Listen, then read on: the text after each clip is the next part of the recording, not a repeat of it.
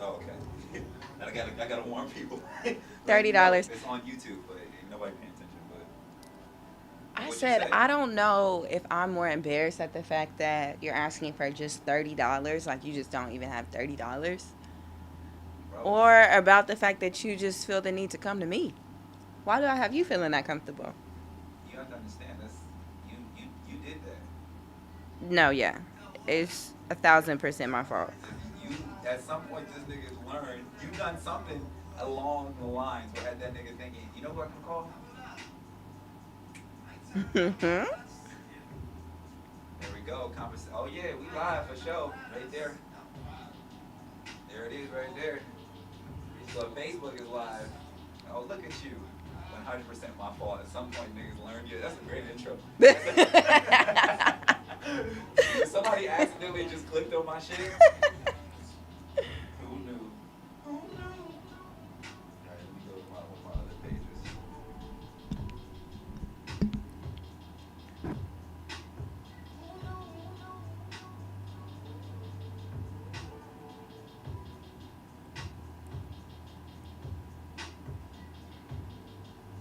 Oh no. What? Stuck in a loop. Before I even hit, I ain't even turned. There we go.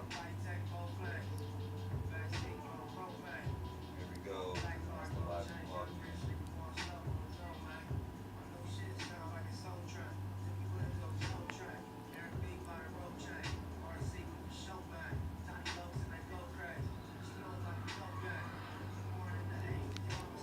Hello. I was about to hit live too.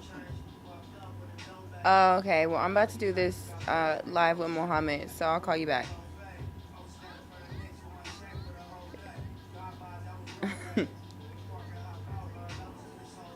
Okay, I was with Junior earlier. All right, I'll talk to you later. Okay, bye.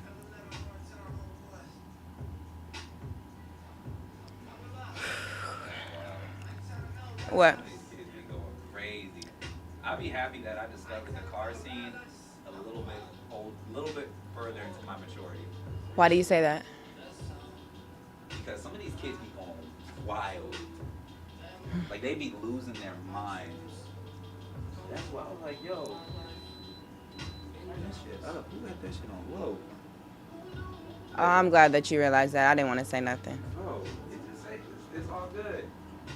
But we live now. It's live conversation, the Mohammed Cook Show. Yeah! Yeah! Where's my damn? I knew every time I sit down, there's always something I forgot. Yeah, my guy. What's good, Mark? What's good? Hopefully people can see everything. They can hopefully see everything loud and proud. Sorry, I want to see how I look. Real Making quick. sure it's all right. I'm gonna make sure you gotta ask people. Can y'all hear me well? Let me know. 1 to 10. 1 to 10. 10 means you can hear me perfectly. Where's the camera? It's right there. Yeah. 10 means you can hear me perfectly. 1 means you can barely hear me. It sounds kind of echoey and whatnot. Oh my gosh, this is fun. I promise you, K Dot. Like honestly, I can't. I think I legit like found my passion. 100%. I was trying to be cool like you, but hold on. Yeah. Okay. Can you? Yeah. Everything's good? Everything's great. All right, there we go. There we go. This is fun. No, this is it for you for sure. 100%. Calling. Bro, like I really think about it. I went back and I talked about this in the show before. I was like going back to the commons. If I really like the comments, is that where we're going back? No, think about it. If I went back to the commons, right? Okay. Those conversations we had over Those were iconic. though I'm telling you, like it was essentially planting the seed of what I do today. Yeah. You know what would be a great show? What would be a good show? Guess what I'm about to say right now. Me, you, and Brandy. Bitch Island. Call it BI. Because we're on Bitch Island. Well, the people don't know, for those who are listening, I purposely did not do any promo on this. Well, let me intro. Welcome to another episode of the Mohammed Cook Show. I am your host here, Mohammed Cook. Next to me, I have a woman who has been majorly influential throughout the progression of my career, my life.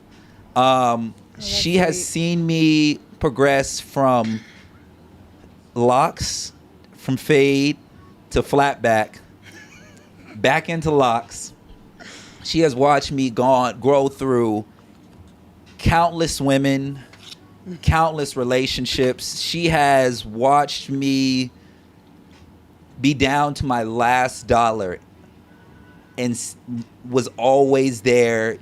I'm going to keep on going with this, by the way. She is the only motherfucker I'm going to drive to Texas for ever. If you've known me at all in the past 10 years, and I'm going to check the live real quick. I got to make sure because I told myself I'm going to work on looking at it. If you've known me at all for the past 10 years, you know who this woman is next to me. The woman next to me, I know her as the real K-Dot. Move over, Kendrick Lamar. This, I can proudly say, is my best friend for life. Mm-hmm. Kendall. Hey now. Welcome, Kendall. Appreciate it. I'm a little nervous. No need to be nervous. There's probably like 5 people in here, you know. This is what I tell people. Mm-hmm. You're coming at a point of my career where nobody even really pays attention. Mm-hmm. So just imagine if there was 5 other people in here, you would still have this conversation.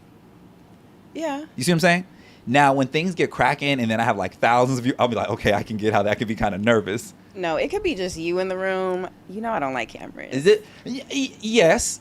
I've always been that way. Yes, but throughout the course of our entire friendship, you've always had lighting, one of those stupid ass phone, one of them stupid ass ring light. I have one right now. So you say I don't like cameras, but literally I've seen you with countless cameras with your phone all the time. Yeah. You use come on, I used to be able to document nightlife through your old life. Oh, I was in the streets. In a major way. It was ugly. It was something. We got Cassian like, yes, honey, love me some Kenny. Oh, I miss her. Right? I really do miss her. But yeah, how are you feeling? Happy to be here.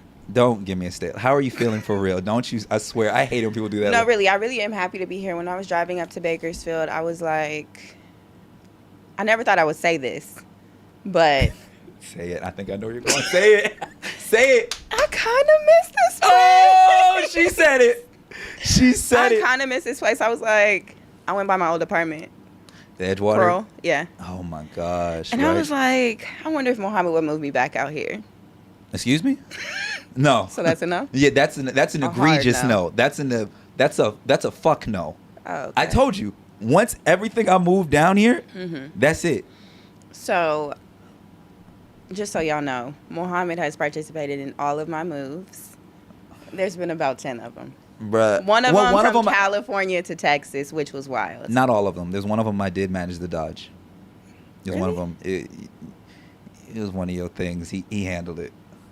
Okay. He handled it. So I dodged one. I can't remember. It was when we were leaving the ghetto off McDonald Way. Oh, Jesus.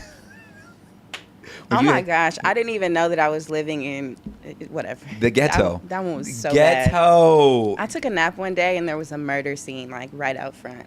Caution tape. But that's not the first time you dodged death. The irony of that situation is that you woke up to a murder scene, but I've seen you dodge death countless times. Countless times. Multiple times. There's currently a bullet hole in my car door right now. But I don't know. That's just Houston. Okay. Really I was like, you good, right? I wasn't in the car. Okay. All right. Couldn't tell you when it happened, actually. All right. I'll ask more questions about that later on because that's a pending case. Technically. No, that's crazy. How do I start the story of you and I, right? And the obvious place is obviously West Angeles. Can we pop the champagne first? Let's pop the champagne. Let's pop the champagne. West Angeles. Oh my gosh, how did I forget about that? College prep? Come on now. College prep with Deacon Wilson. Oh gosh, the con artist himself. He's the real con artist. I thought I was doing something. He has changed the enrollment for CSUB by himself. Mohammed, please don't fuck this up.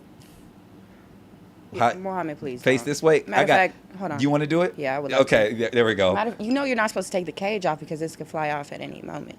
I didn't know that. That's what it's called, is a cage? Oh, it still scares the shit out of me. Still scares the shit out of me. Go. Where's my cup at? Yeah. No, pour yours first. Pour your, you know what I'm saying? Gentleman-like of me. Don't worry, we'll get into that. We'll get into my fuckery.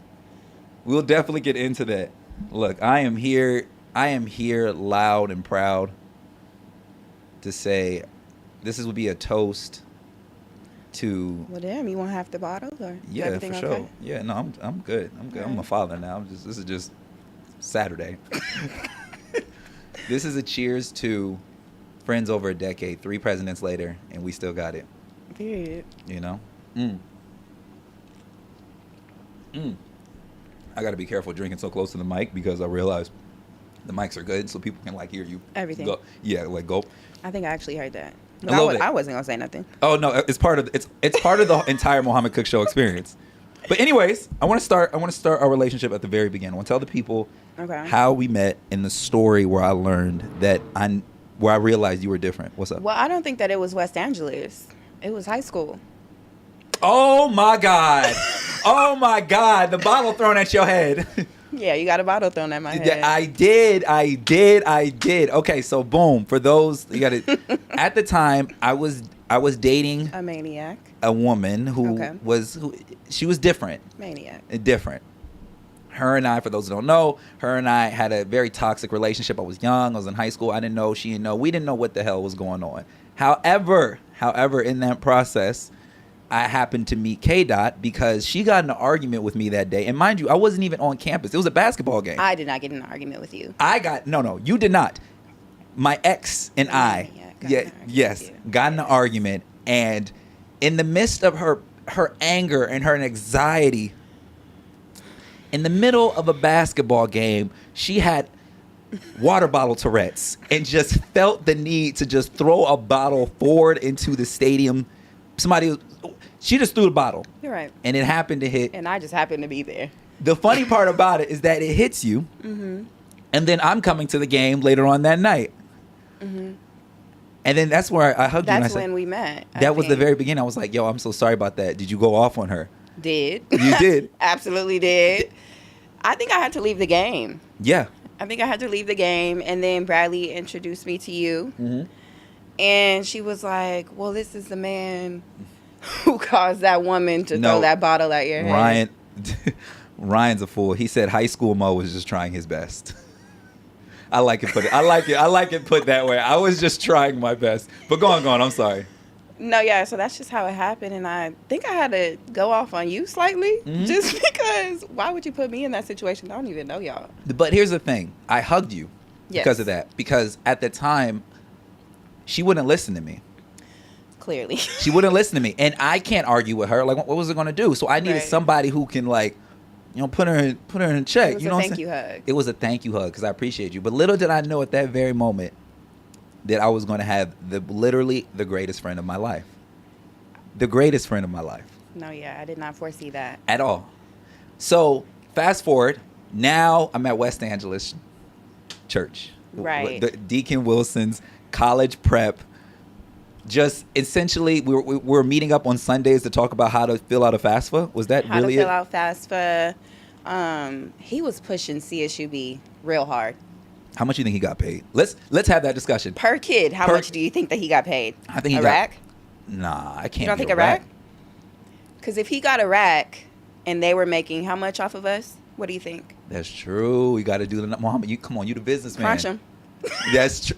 Crunch him. You think he was doing about? I think a rack is on the low end.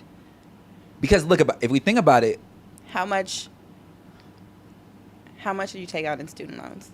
Oh, don't say that word. Let's at least give him 10% of that. Let's talk about it. So you think he was doing about like 10,000 a school year? Easy. He sent like 7 of us up there our year alone. Just 7. Imagine. And while we were at school, he was bringing them up by the bus load. By the bus, literally. Oh shit. So how much do you think he's getting paid? It has to be I think a rack is a good place to put it. Mm-hmm. because he wasn't even really charging for his services. It was like $100, and I was like, how is he surviving? And then he covered it up because he's Deacon Wilson. Right. So ain't nobody. How do you even get that title? Now I'm questioning everything. What is life at this point? He managed to finesse us all. But like I said, some finesses lead you to better situations. Facts. Because it led us. I appreciate CSUB. I appreciate that Roadrunner joint, because the Roadrunner spot was where we literally. What was it, room 212? What room were you? Yes. It was 212, huh? 212. That was an iconic room. That room was where. That room was iconic because I knew you had heart. Everybody talk about having heart. I'm here to only, I'm gonna be honest with you. The sole purpose of this, the sole purpose of this show in particular, to give you every flower that I think you deserve. And you're one of the people that I do call to remind you that you're great. Yes. But here's the thing: is that I want to do it in a public forum, no promo, and also I want it documented for life. The best part about this is that because we're streaming on just about all platforms. It's saved on all platforms, and I want this moment in time to be documented because it makes me think about all the conversations that I wish we would have recorded. You see what I'm saying? Facts. I feel that. So at least that's why this one feels a little weird. It feels a little shy because we've never really documented our conversations, but we have had hours upon hours. We would have been Joe Rogan in this bitch if we really started recording back at 212. We should have. Because we didn't know. We didn't forecast what the future of media was going to be. No, yeah. So if we saw what we know today, knowing that Carisha out here getting millions of dollars for saying she got pissed on, I got crazy stories. I got crazier stories. No, yeah. So anyways. You could definitely outdo Carisha. You think? Nah. What? No. Do you remember all your stories? You're right. Because 212, that year alone. Wild. But I still think you had a wilder year. No, absolutely not. No, I was first year. I was first year. Yes. No. I was more promiscuous. Absolutely. I will 100% accept that. Yeah. In 2012, I was way more promiscuous, but you was outside. I was. I don't remember. No, my sophomore year was crazy. I don't remember a weekend where you were in your room. Me neither. So that's why I'm saying, sophomore. You were freshman, in your room too. You were just in your room doing some crazy things. Yeah. I mean, you have to share a floor with homeless people. You got no other option. Whoa. Oh my gosh, I forgot about that. The homeless people and the prostitutes coming to the dorms. Prostitutes coming to the. People don't understand. So I got to ask you. Looking back at CSUB, do you think the life lessons, was it worth it?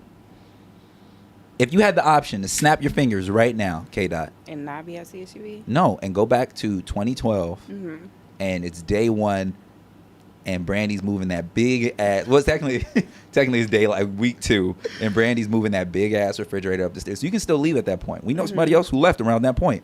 Yeah.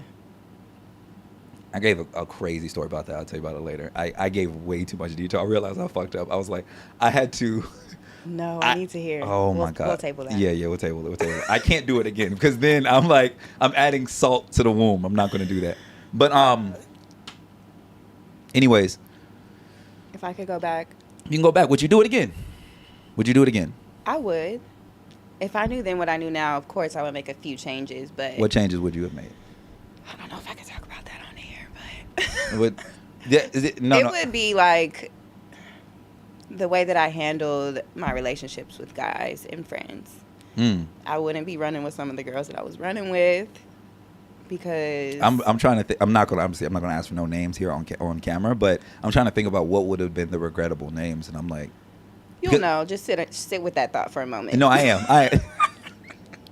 Just sit with that thought, and you'll know what I'm talking about. Okay. I would not have ran with the same crew outside of Brandy. No, Brandy was pretty solid, but I ran with some girls that were just living the fast life. And naturally, I started living the fast life. But I want to put it, if there is an age to run the fast life, it is then. No, for sure. No, for sure. But I was just talking to people I didn't need to talk to. Yeah.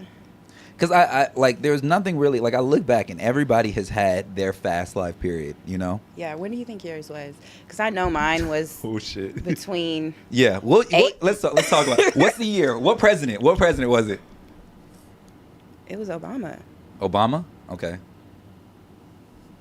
It was Obama? Because, listen, I'm not going to say... Both terms. I would say... Damn near. Damn near. I think you had... Go ahead. 18 Okay. to 26.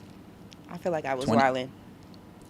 The whole time I was in Bakersfield, let's be honest. The whole time you're in Bakersfield, were you wilding? Yes. No. Because there was college. No. There was the apartment that I had with Jazz. Wild time. Wild time. Fuck. Then there was when I started working at the club. What? Well, why you didn't pay my half? What you... Stop it. You paid the deposit? I'm paid... Yes. If you're going to pay half, you might as well pay the whole thing. What?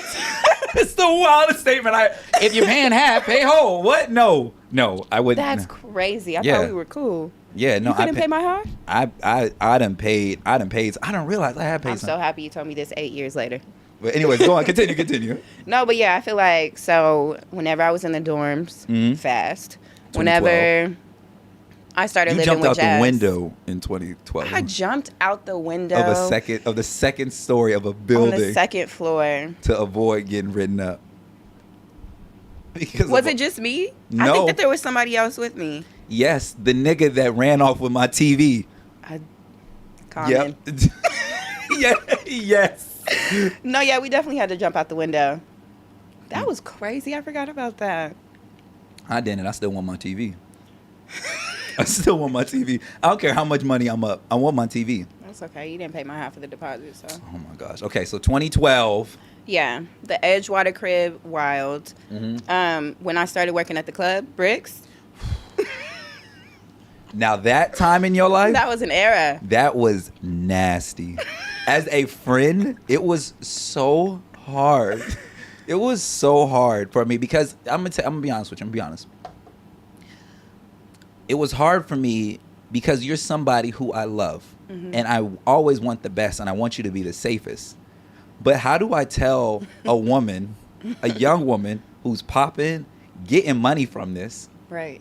And on top of that, this is the worst part. This is where I know it feels like where money can change. I had no food. I had no dinner during those times. Like really? Like, bro, what? I was, bruh. When you were living in the house? Talking about Edgewater? You were living at Edgewater. I was living at Edgewater. I was in the same park. That's when the frog got into your house. But anyway. But when you didn't come and get it? No, I was tired. It was at night? Yeah. But hear me out. So here's the thing. What happens when there's a young woman who's getting ridiculous amounts of money? Like this type of money that like adult 40-year-old men see, you see at the same rate. And then her social life is wrapped up in this. Her finances are wrapped up in this. The only part of her life that isn't wrapped up in this is romantic.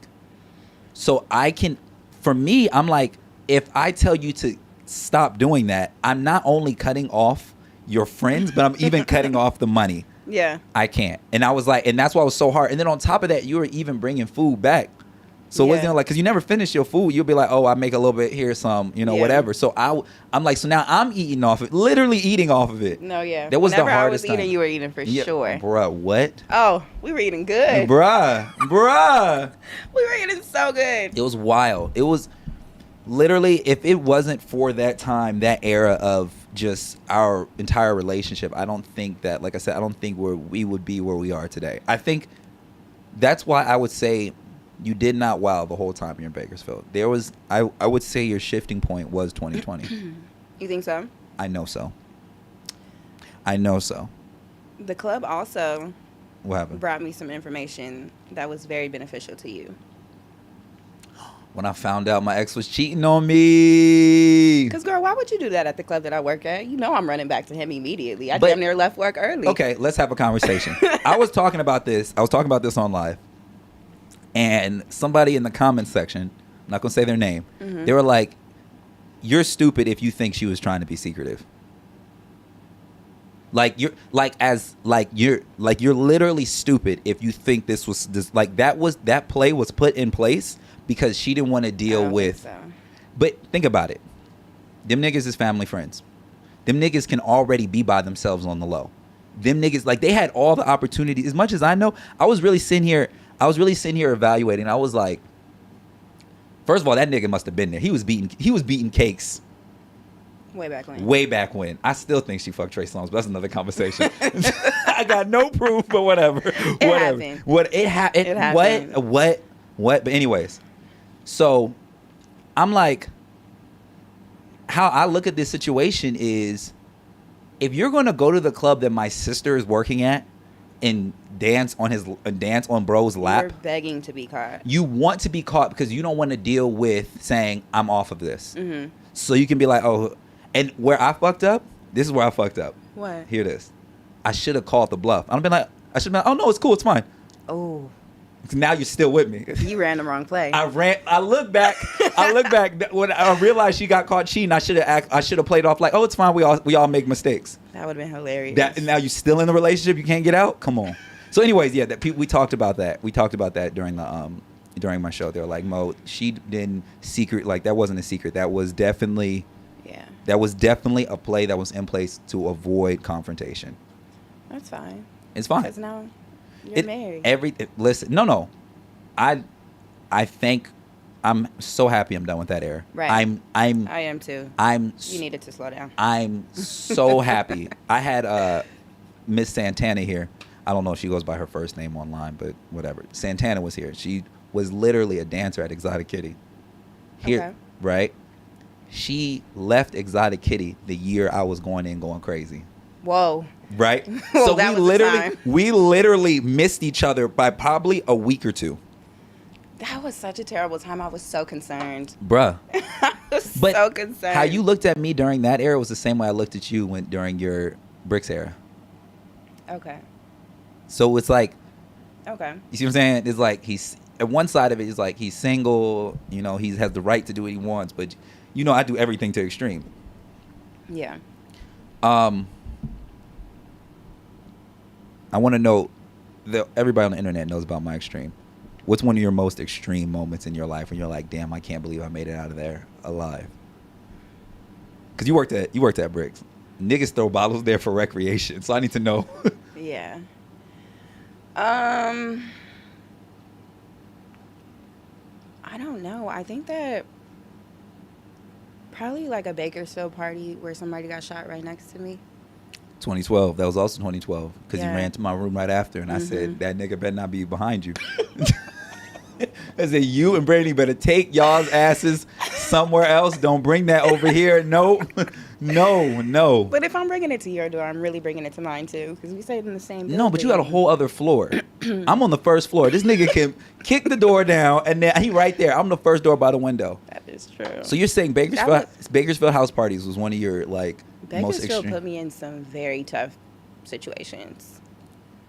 Bricks, for one, my life was always in danger. Security was always trying to grab up the bottle service girls and just throw us in a corner while they figured out whatever was going on.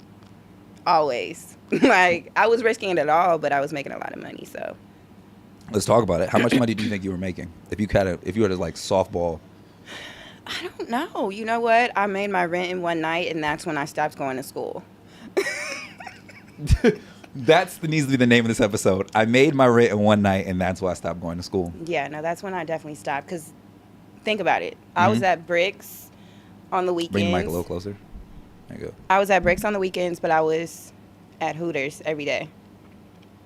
So I was pulling insane amounts of money. What I thought was an insane amount of money back then. To this day, if I had that money right now, I don't have a house. Okay, I disagree. Not with your statement, but just like for me, that was How much enough money. How much money was it? That's what I'm trying to get down to. I have no idea, but I literally found a shoebox full of cash 3 months ago that I stashed from myself. I remember this is when I knew you was making buku dollars, and I had to ask myself, how much money is K-Dot getting? Remember, you just paid me to do all types of shit. Yeah. Wash car, clean my backyard, nigga. Take out the trash. Anything. Organize my clothes, detail my kitchen. So it was one of those times, I think it was a weekday. I'm sitting here rubbing my palms together trying to figure out, I need to find some money. So I'm like, all right. At that time, I go through my usual channels. So that's when I hit up KV Print, like, I know y'all need a video or something. You remember? I forgot about KV Print. Right. I hit up KV Print. I will go to CSUB be like, yo, I know there's some work y'all need. I would just be on my hustle. You remember that hustle shit? Yeah. And I was just like, and mind you, this is the time where I was living off of Hooters shrimp tacos. Legit living. You would come up there all the time. Every time I worked, I would be like, Mohammed, pull up. I got some tacos and a drink waiting for you. Shrimp. We're going to talk about that. We're going to talk about that. I'm putting a pin on that. But I legit pulled up. I came to your house and I was like, yo, Kata, I was like, your car is a mess. Like, there is no way you should have that. I knew it was bad because you had a thin layer of dirt over the entire car. Yeah. And I said, is she off-roading? I was like, where did she go between Hooters? I'm like, what's going on? I was so lost. And I said, yo, okay, Dot, I'll wash your car for $10. Mm-hmm. And you was like, all right, nigga, whatever. You really should have upped the price. No. Why do you lowball yourself? I do that, but I do that because, like, I'm never going to bang you on the head on my regular rates. Because if you start banging me on the head for all the things you've done for me, then I'm broke. So that's why I just, like, for me, that's why I just, like, oh, shit, don't want to fuck this up. I just kind of just play it fair. Like, I just be like, yo, $10. $10 let me wash the car because I was going to use that 10, put gas in my car to get back on the hustle, right? Okay. So I had that Jeep. Jeez. So I asked you, I said, yo, can I wash your car? And you're like, yeah. I was like, $10. You said, no issue. And you said, wash the car, just take the 10 out of the glove compartment. Oh, shit.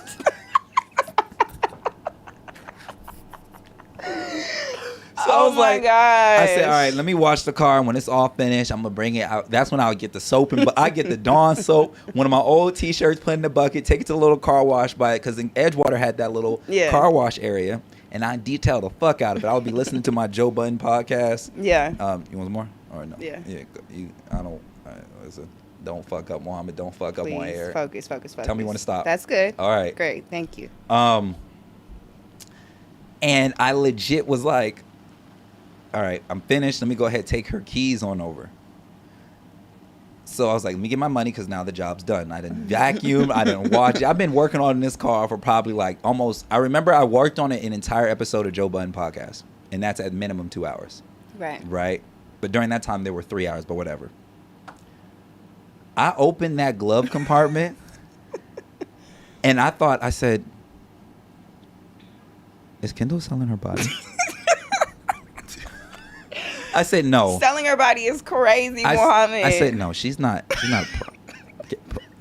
And I like my brain was on stuck because I was like, if she was selling her coochie, would she tell me? And that was the fight I was having with myself. I said, would she tell me? And one side of me was like, nah, she would tell you. And the other side of me was like, I would tell you. I'll be like, nah, she wouldn't. Because there's certain things. Because I would ask you what my rate should be. That's true. We'll do a market value evaluation to figure out where should I charge these niggas? What should I charge these niggas? You're right.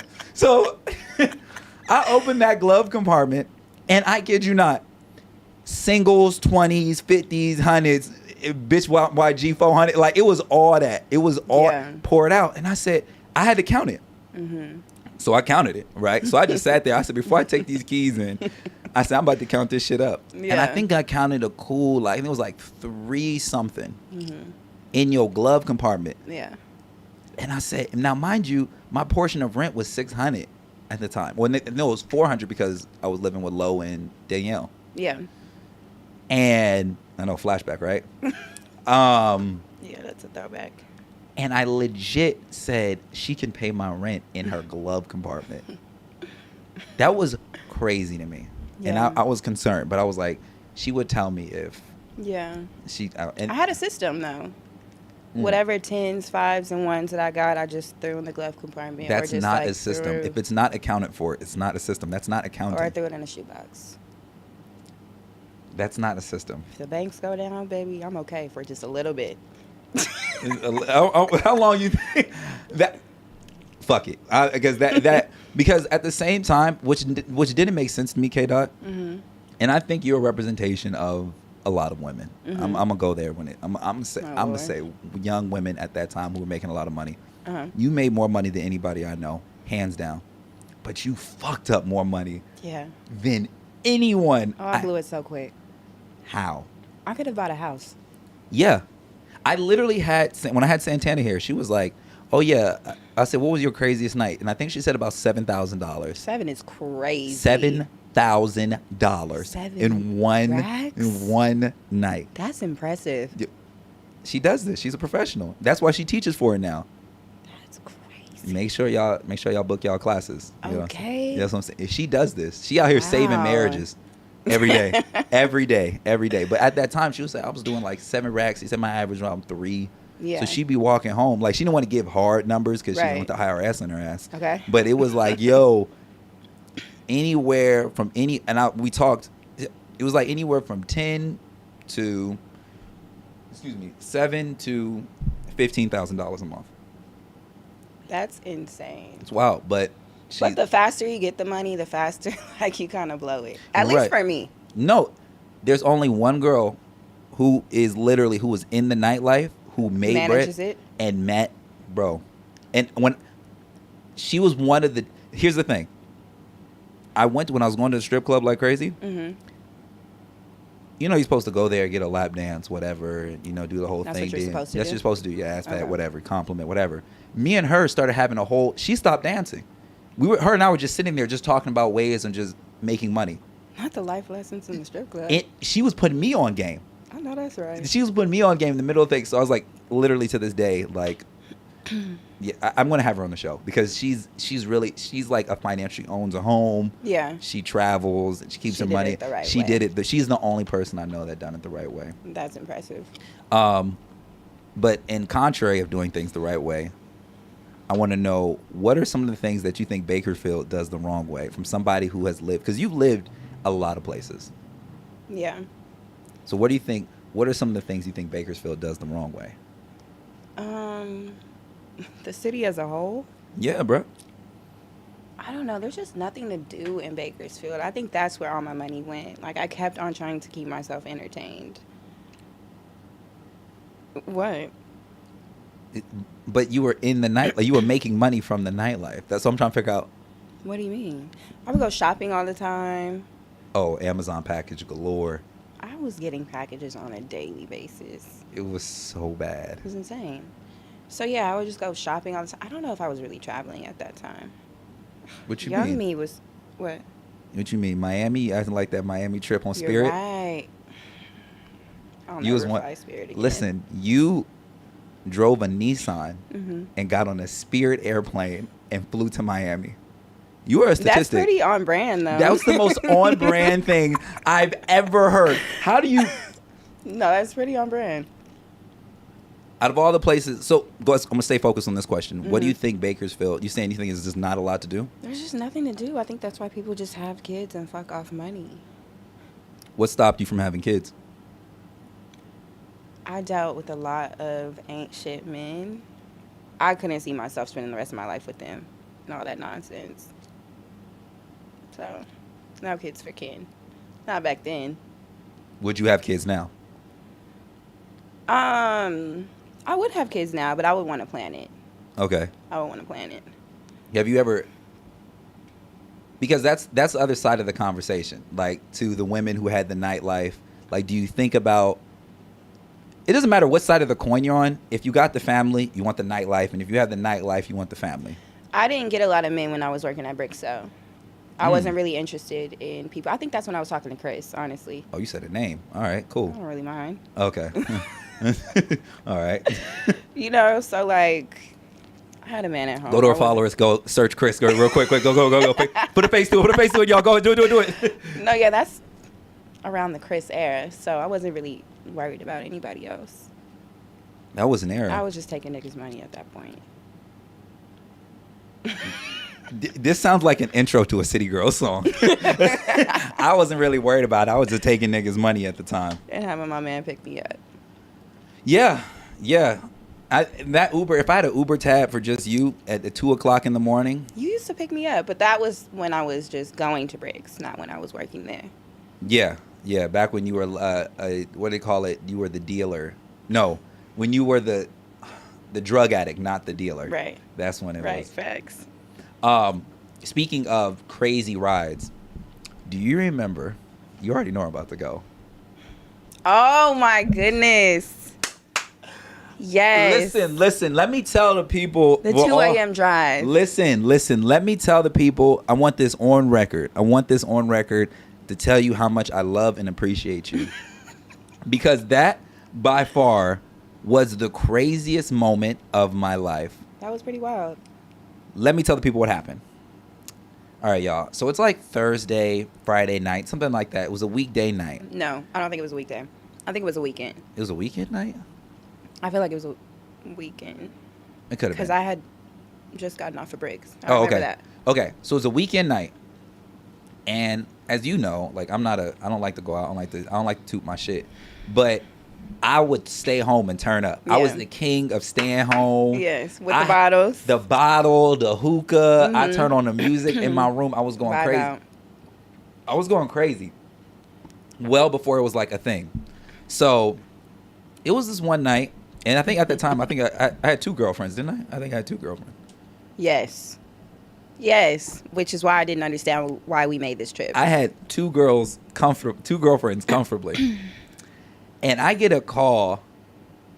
I'm contemplating, do I say her name? No. Not the girlfriend? No. Okay. I get a call from one of my girlfriend's best friends at the time saying, you need to come get this bitch. She is wilding. Yeah. I'm drunk as a skunk in my room. I'm thinking my night's over. I knew I was chilling because I was already like drunk. I wasn't even like tipsy. I was smacked. I knew my girl was gone. All I had to do was just vibe out in my room. She said, you need to come get this bitch. She out here trying to fight everybody. Because those were the girls I was into at the time. That was my vibe, you know? So toxic. So anyways, I'm like, wait, what? What's going on? She's out here. Her friend replies with, she out here trying to fight my friends. She out here, just listen to her. And puts the phone up. And she said, do you still have that audio? Of course. You dusty bitch. She is wildin'. I don't know. She had one of those drunk. It was not. She was not just drunk. She couldn't have just been drunk. It could have been whatever it was. Because the way that she was going in on her friends was crazy. I would say it like this. If anybody out there heard this message and heard the tone, it wasn't even just saying bitch. She leaned into that B. It was, you bitch. Like, she meant it. All of it. Every breath of it. So anyways, we sitting here and I'm sitting here contemplating, like, yo, what do I do? Like, I'm too drunk. And mind you, the part of the story is that they're 3 hours away? Yeah. It wasn't even an LA trip. It was like past LA. Like, it was nasty. Where was it? I don't know. Whatever. That's what I'm saying. Moments in my life, I wish I made a vlog. If we made a vlog of that, like... I was mad at you that entire time. Yeah. I had just gotten off of work. It was 2 o'clock in the morning. We didn't get back to Bakersfield until the sun came up. I know. Why didn't we? And I had to work the next day. You were a trooper, bro. You see what I'm saying? Like, I drove the whole way. How would I look about complaining about driving to Texas? You see what I'm saying? See what I'm saying? I don't forget shit. Come on, full circle moment. You see what I'm saying? How crazy would I look if I'm like, I'm not going to Texas? Nigga, what? Oh, you going to Texas a few times. You were upset about Texas, though. Yeah, 100%. But we'll get to that.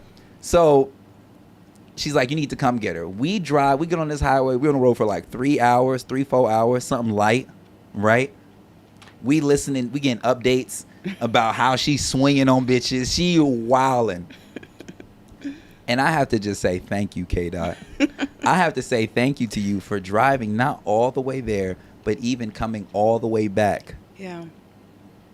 That's what friendships are about. To deal with my drunk-ass girlfriend. Question. Go ahead. What do you think was a pivotal part in our friendship? Because I have mine. A pivotal part? Yeah. COVID. I was going to say COVID. Oh, shit. That's crazy. You lying. I swear to you, whenever you moved your stuff into my apartment. Yeah. COVID was crazy. COVID was like, where I learned, I was like, this nigga gonna be in my life for the rest of my life. You know what was crazy? So during COVID is when I found out that my man left me for my hairdresser. Clip this. What's the time? Clip that. When my man left me for my hairdresser. When my man left me for my hairdresser, and I'm gonna turn the fan on in here. This is hot. Thank you, because I think I'm perspiring. Yeah, I got you, girl. Don't even worry about it. So your man left me for your hairdresser. He left me for my hairdresser, and I was distraught. You remember I was not getting out of bed. I wasn't eating. I was just depressed. Wasn't doing shit. And you packed up your computer. Yeah, and I came and sat with you. And you were working from my house for days. And that's when I think I did the vision board. Yes. You set that up. That's why this shit open. I'm like, nigga. We did the vision boards. Not only did we do the vision boards. Is that when you redid my backyard or my patio? Backyard. Not only did we do that, but I'll leave the other part of the shit. Oh, yeah.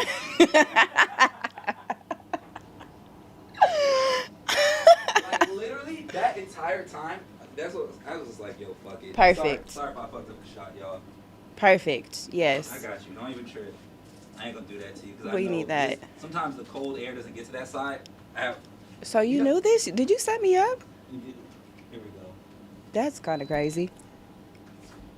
That entire era, let me see. Ego. Come on, turn on. How you turn this bitch on? You know how to turn this thing on? Do I know how to turn on your stuff? No, I'm working on it. It's okay. Usually, what happens usually, okay, there we go. You gonna feel it. Is that from over here, right here? Yeah. It's supposed to be on, I don't know. Can you feel it blowing? Is it blowing anything? Slightly. Let's turn it on high. That's what I'm trying to do. That's why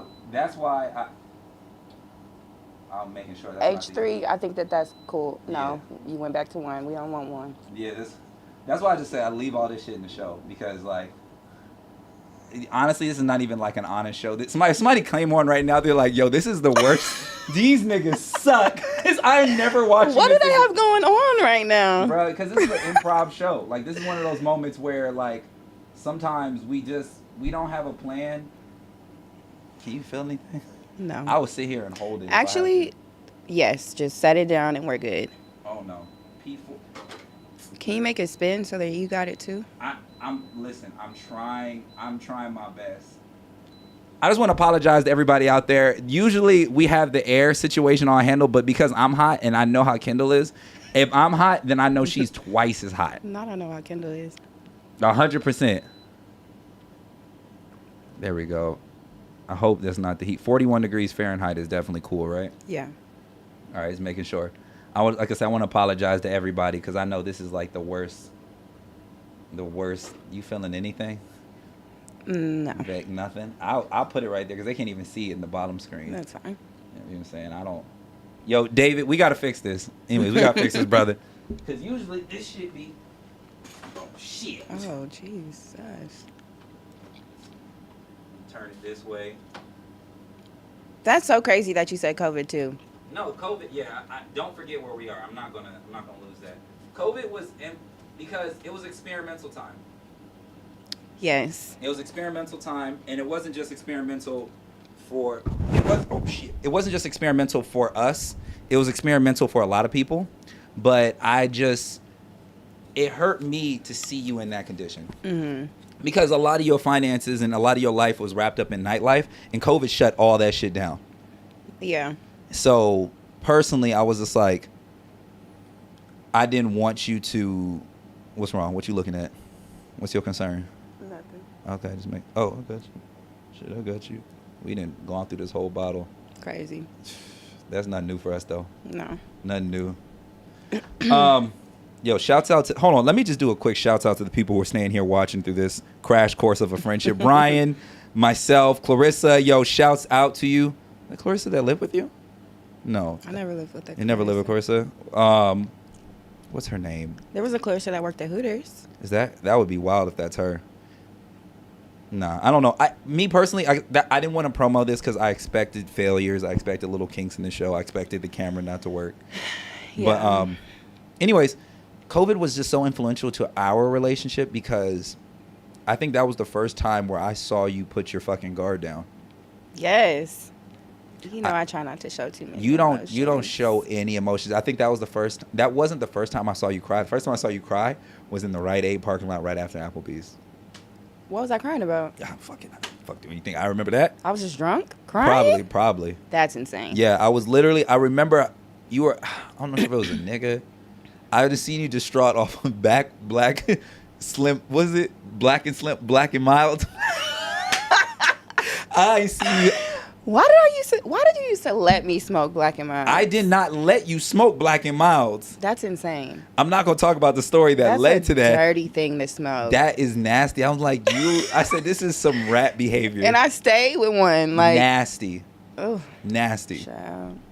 But literally, that entire time during our COVID, it was just like, I think for a lot of people, it was people finally being open and being vulnerable, and we got to witness it for the first time ever. How much do you reveal on this show?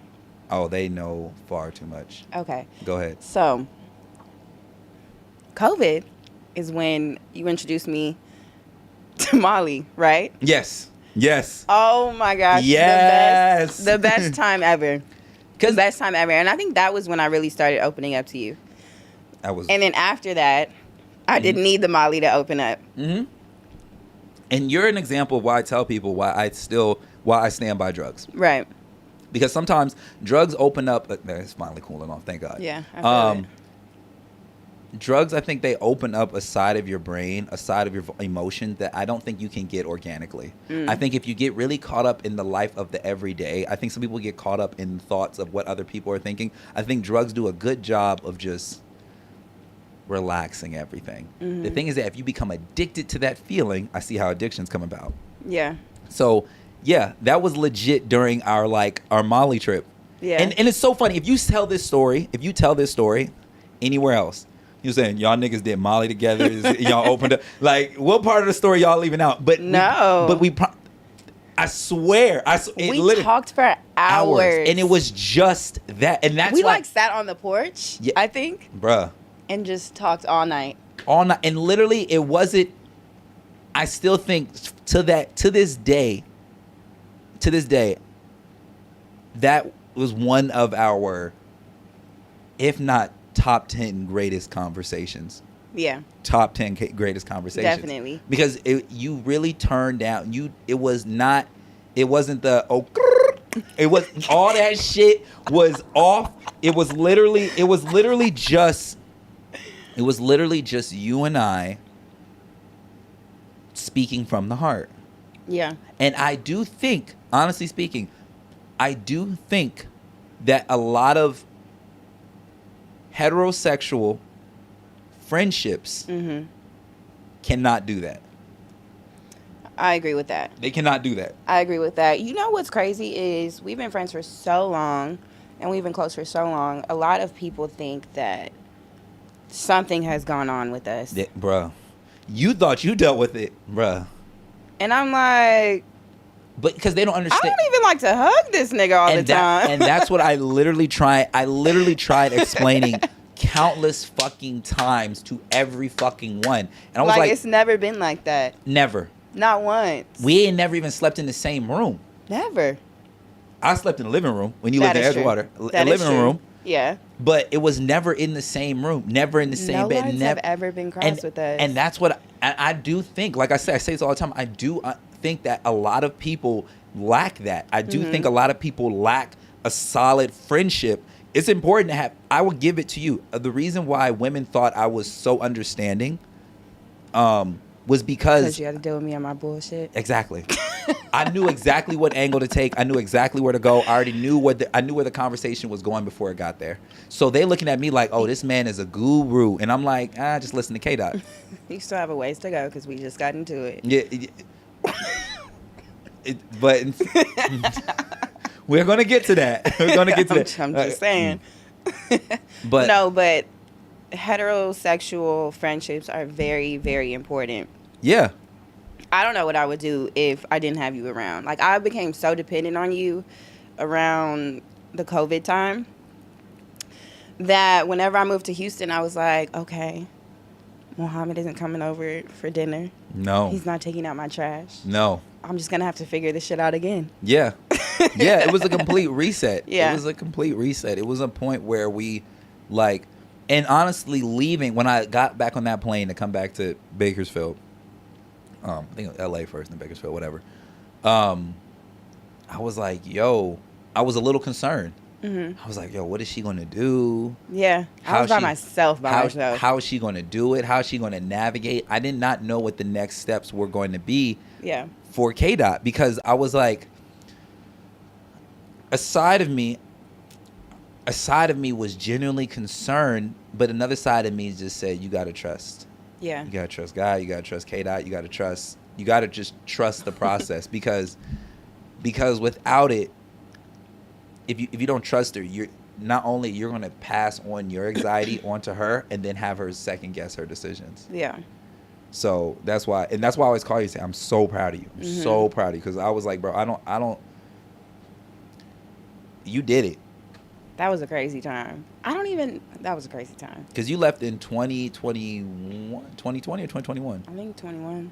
21. Yeah. I'm coming up on my 2 years. So you moved out of Houston. I mean, you moved out of Bakersfield to Houston. No, I moved out of Bakersfield to LA. To LA. But I think I was in LA for a couple months, realized that me and my mom, one of us are going to kill each other. Yeah. And then within a couple months, I just moved to Houston. I don't know how, bro. I don't know how you do that. Like, honestly, that's one of the biggest things I've been trying to, like, I've been fighting. Like, I love it when the show gets to this point. When the show gets to this point where it's just us, like, nobody's there, I love it when this happens. Because then I'm like, all right, cool, now we can talk. And when these niggas come back, we can make it interesting again. But, like, that's, like, the biggest fight I have is, it's like, now I'm at a point where, like I said, I have a family, I have a baby. Yeah. Like, up and moving is not just a 1-2 step anymore. It's like, I need to make sure that Key is situated. I got to make sure Ablo has the appropriate childcare. I got to make sure this. I got to figure out whatever it needs to be. And I look back at you and I was like, yo, I would never trade my life for anything under the fucking sun. I have the best fucking life in the world.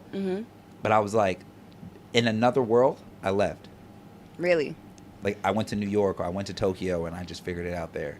Whoa, I could definitely see you in Tokyo. That's crazy. You see what I'm saying? I could definitely see you see in what I'm Tokyo. saying? But I never did. I never left, you know. I came out to Bakersfield with 2 goals, a degree and a wife. And you got both? Got both. Took Love a minute that. for both of them, but I nonetheless I did it. So that's why I'm like I'm happy. I'm happy. Right. But to talk a little bit more about, like I said, just overall our entire friendship.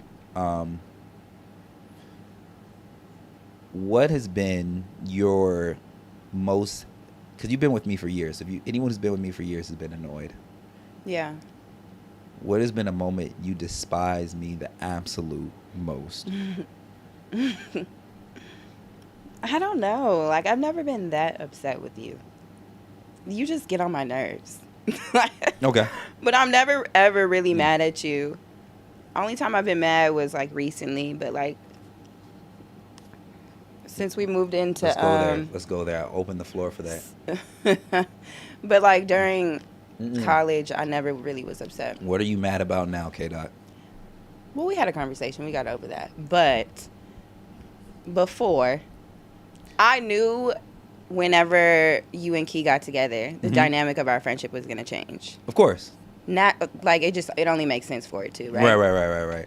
Because she was the first non-outside girl that I've ever dated. Right. She's the first one. Yeah. All the other ones, you're like, nice to meet you, bitch. All the other ones, you're like, all right. No, you care facts. about them. No, yeah. All right. There was just something about Key, and I was like, okay, he's like really serious this time. Like, he's so serious. I have to be. But like, I got it, because whenever I'm with somebody, you know, I'm with them all the time. Like, I really don't want nothing else to do with y'all. Right. So I knew that you were going to change in some ways. I just didn't know how to, like, prepare myself for that. But. Okay. How open you trying to get right now? Let's go there. Okay, shit, let's go. Why, okay. you have something to say? No. Oh, I mean, okay. nothing too crazy. Just to open up on that, I remember the day where I literally remember when I introduced Key to you. Yeah, at my house. Yeah, and because I wanted to make sure that, like, my wife now, but my girlfriend knew. I was like, yo, this is like my sister, my best friend. You need to meet her. You need to become acquainted with her because she is part of the package. I just knew instantly that something was different. You know? And so, fast forward, I moved to Texas. Yes. Mind you, all of this is in the back of my head. So I really think that I was just like waiting for you to fuck up, which is bad on my part. I take full accountability for that. I was just kind of waiting for you to fuck up. You got married, but I knew when you were shopping for rings. Yeah. Okay, thank you. Fucking finally. Wait the whole show for this shit. You were the only person that knew I went shopping for rings. Yeah. You are the only person I told this to. We had plenty of conversations about it. You are the only, understand this. You are the only person in my life. Not my dad. Well, you know my dad. He last everything. Sorry, Dad. I love you, but you're going to be last. Right. Not my dad, not my mom, not my sister, not anybody, not even Elijah. Nobody knew except you. Okay. So in my head, like I said, so I'm just going to jump to it. Don't try it. I had my small reception. This is going to piss me off again. Yeah, just be a little mad. Be mad. Just be mad. I had my small reception. It wasn't my official wedding. It was simply a reception. Because me and Key and I, we realized, we were like, yo, if we're going to do a wedding, we want to do it better than where we are right now. And me, like, we looked each other in the eyes. We're like, look, we know we want to be together, but we ain't got two nickels to rub together. So we're I just don't know how you always miss my point. Look. And I don't understand that. I'm about to explain one more time to you. Live, in person, on camera, in front of like 6 people, whatever. The only reason I did not send you the reception invite were 2 things. A, you knew I was going to do it because you're the only person who knows about the ring. So in my head, I'm like, oh, did she think I'm buying a ring to just fucking to rock for myself? Not at all. And secondly, she's in Houston. Okay. So why in the fuck would nigga, I didn't expect the invite. Are you missing that? Like, where is the disconnect? I think that's where I'm confused. Because in my head, I'm thinking, if I'm buying the ring, I'm already if my nigga told me like I'm buying a ring, oh, he about to get married, I'm not even going to. Mohammed, I talked to you on your wedding day or whenever the day that y'all got married. I think it was like the day before. It was no, right around. I talked to you that day. Okay. You did not tell me that you were getting married. Because at that, listen. Mohammed, you tell me everything. And what did I tell you when we had this conversation? You tell me when you don't wash your ass. Like, you tell me everything, but you didn't want to tell me that you got married. That's crazy. Because literally at that day, and this is what people don't tell you about the day you signed the paperwork for your life partner, your soulmate, whatever. Okay. And I'm saying whatever, nothing against Key. I love Key to death. But I hate it when niggas add sauce on that soulmate shit, but whatever. A lot of shit is going on through your mind where you're just trying to, like, you can't, like, think about the idea of getting married, right? Just walk with me. The idea of getting married. For the rest of my life, Key is that partner that is going to be with me, my soul, my ace, my boom coon, whatever you want to call it. Fill in whatever word you want to. She there. Right. And I was still fathoming that was happening. Okay. I forgot to buy a coat for my wedding. I bought the coat at a thrift store the day before. I forgot. Like, I wasn't even all the way there. I'm still fathoming that. So when you came to me and said, my mom told me, I don't even remember telling your. I said, when did I talk to your mom? Y'all, my mother called me and she said, did you tell Mohammed congratulations? I remember where I was. I was at H-E-B, which is a grocery store in Houston, in the produce department. Mm-hmm. I said, Mom, congratulations for what? Well, he got married today, Ken. I said, I know you fucking lying because I talked to this nigga today. I talked to this nigga today. And I know you didn't just wake up and say, oh, I'm going to get married today. No. So you knew in advance? And you didn't tell me. Listen. No, because in my head, I'm like, oh, I'm getting the ring. She knows I'm getting married. In this time period between you getting married and you having your son, you have made it hard for me to be able to support you. And I think that's why I was pissed off. There we go. Now let's go. Now I feel good. Let's do it. You made it so hard. Like, you sent me the baby shower invite a week before the baby shower. I lived in Houston and I wasn't really fucking with you at that time, but I would have flown out. It's your first fucking kid. You know what I mean? Yeah, yeah. I would have shown up for that, whether I'm talking to you or not. And in my head, I'm like, A week in advance, you didn't give me time to rearrange some shifts. You didn't give me time to figure out a plane ticket. look, Figure out a hotel when I get to Bakersfield. and you have to understand, and maybe I don't like your defense. All right. I just don't like it. I know. Listen, I don't care what other niggas say. I don't care how they paint it on movies. I don't care what they say online or whatever. Or whatever the fucking Shade Room is posting that this fucking day. Having a child and getting married is such a life-changing moment that you be thinking in to put things in perspective. I told my dad. I don't even think I sent my mom and dad the invite. He sent it. I forgot to send it to my mom. Okay. So understand. That makes it right. It doesn't make it right, but understand. Like when a lot of things in my life are moving between the end of 2022 up until probably, I can comfortably say probably like a month ago. My life was such a shifting. It was moving fast. And I now for the first time I'm starting to like lock in and getting better understanding of it. So first I want to lead with, like I said, with an apology. I'm sorry. I apologize for not displaying and not conveying what was going on. I apologize for not sitting in. You know, I'm never if I'll be the first nigga to apologize. I do never understand niggas who don't want to say sorry. Just say sorry, bro, and don't do it again. Don't say sorry and repeat it. Say sorry and don't do it again. Yeah. But understand, for me, I wasn't in my head. I talked to you so much. In my head, listen to me. I tell you so much that sometimes I think you already know things. You tell somebody that you get married, though. Like I said. You tell me that you get married. Me, I'm thinking you the only person to know the rings. All right, you know I'm getting married, yada, yada. I don't think I need to say I'm getting married. Literally. Okay, we just have to move on from this because maybe you're not seeing where I'm coming from. No, I do understand where you're coming from. Now the dust is settled. You know, I'm kicking it with my son. I'm slowly trying to find a crib for me and my family. I get it now. I understand how a big deal that is. But for me at that time, it was just like, I'm what you call, like I said, I'm in survival mode. I'm trying to,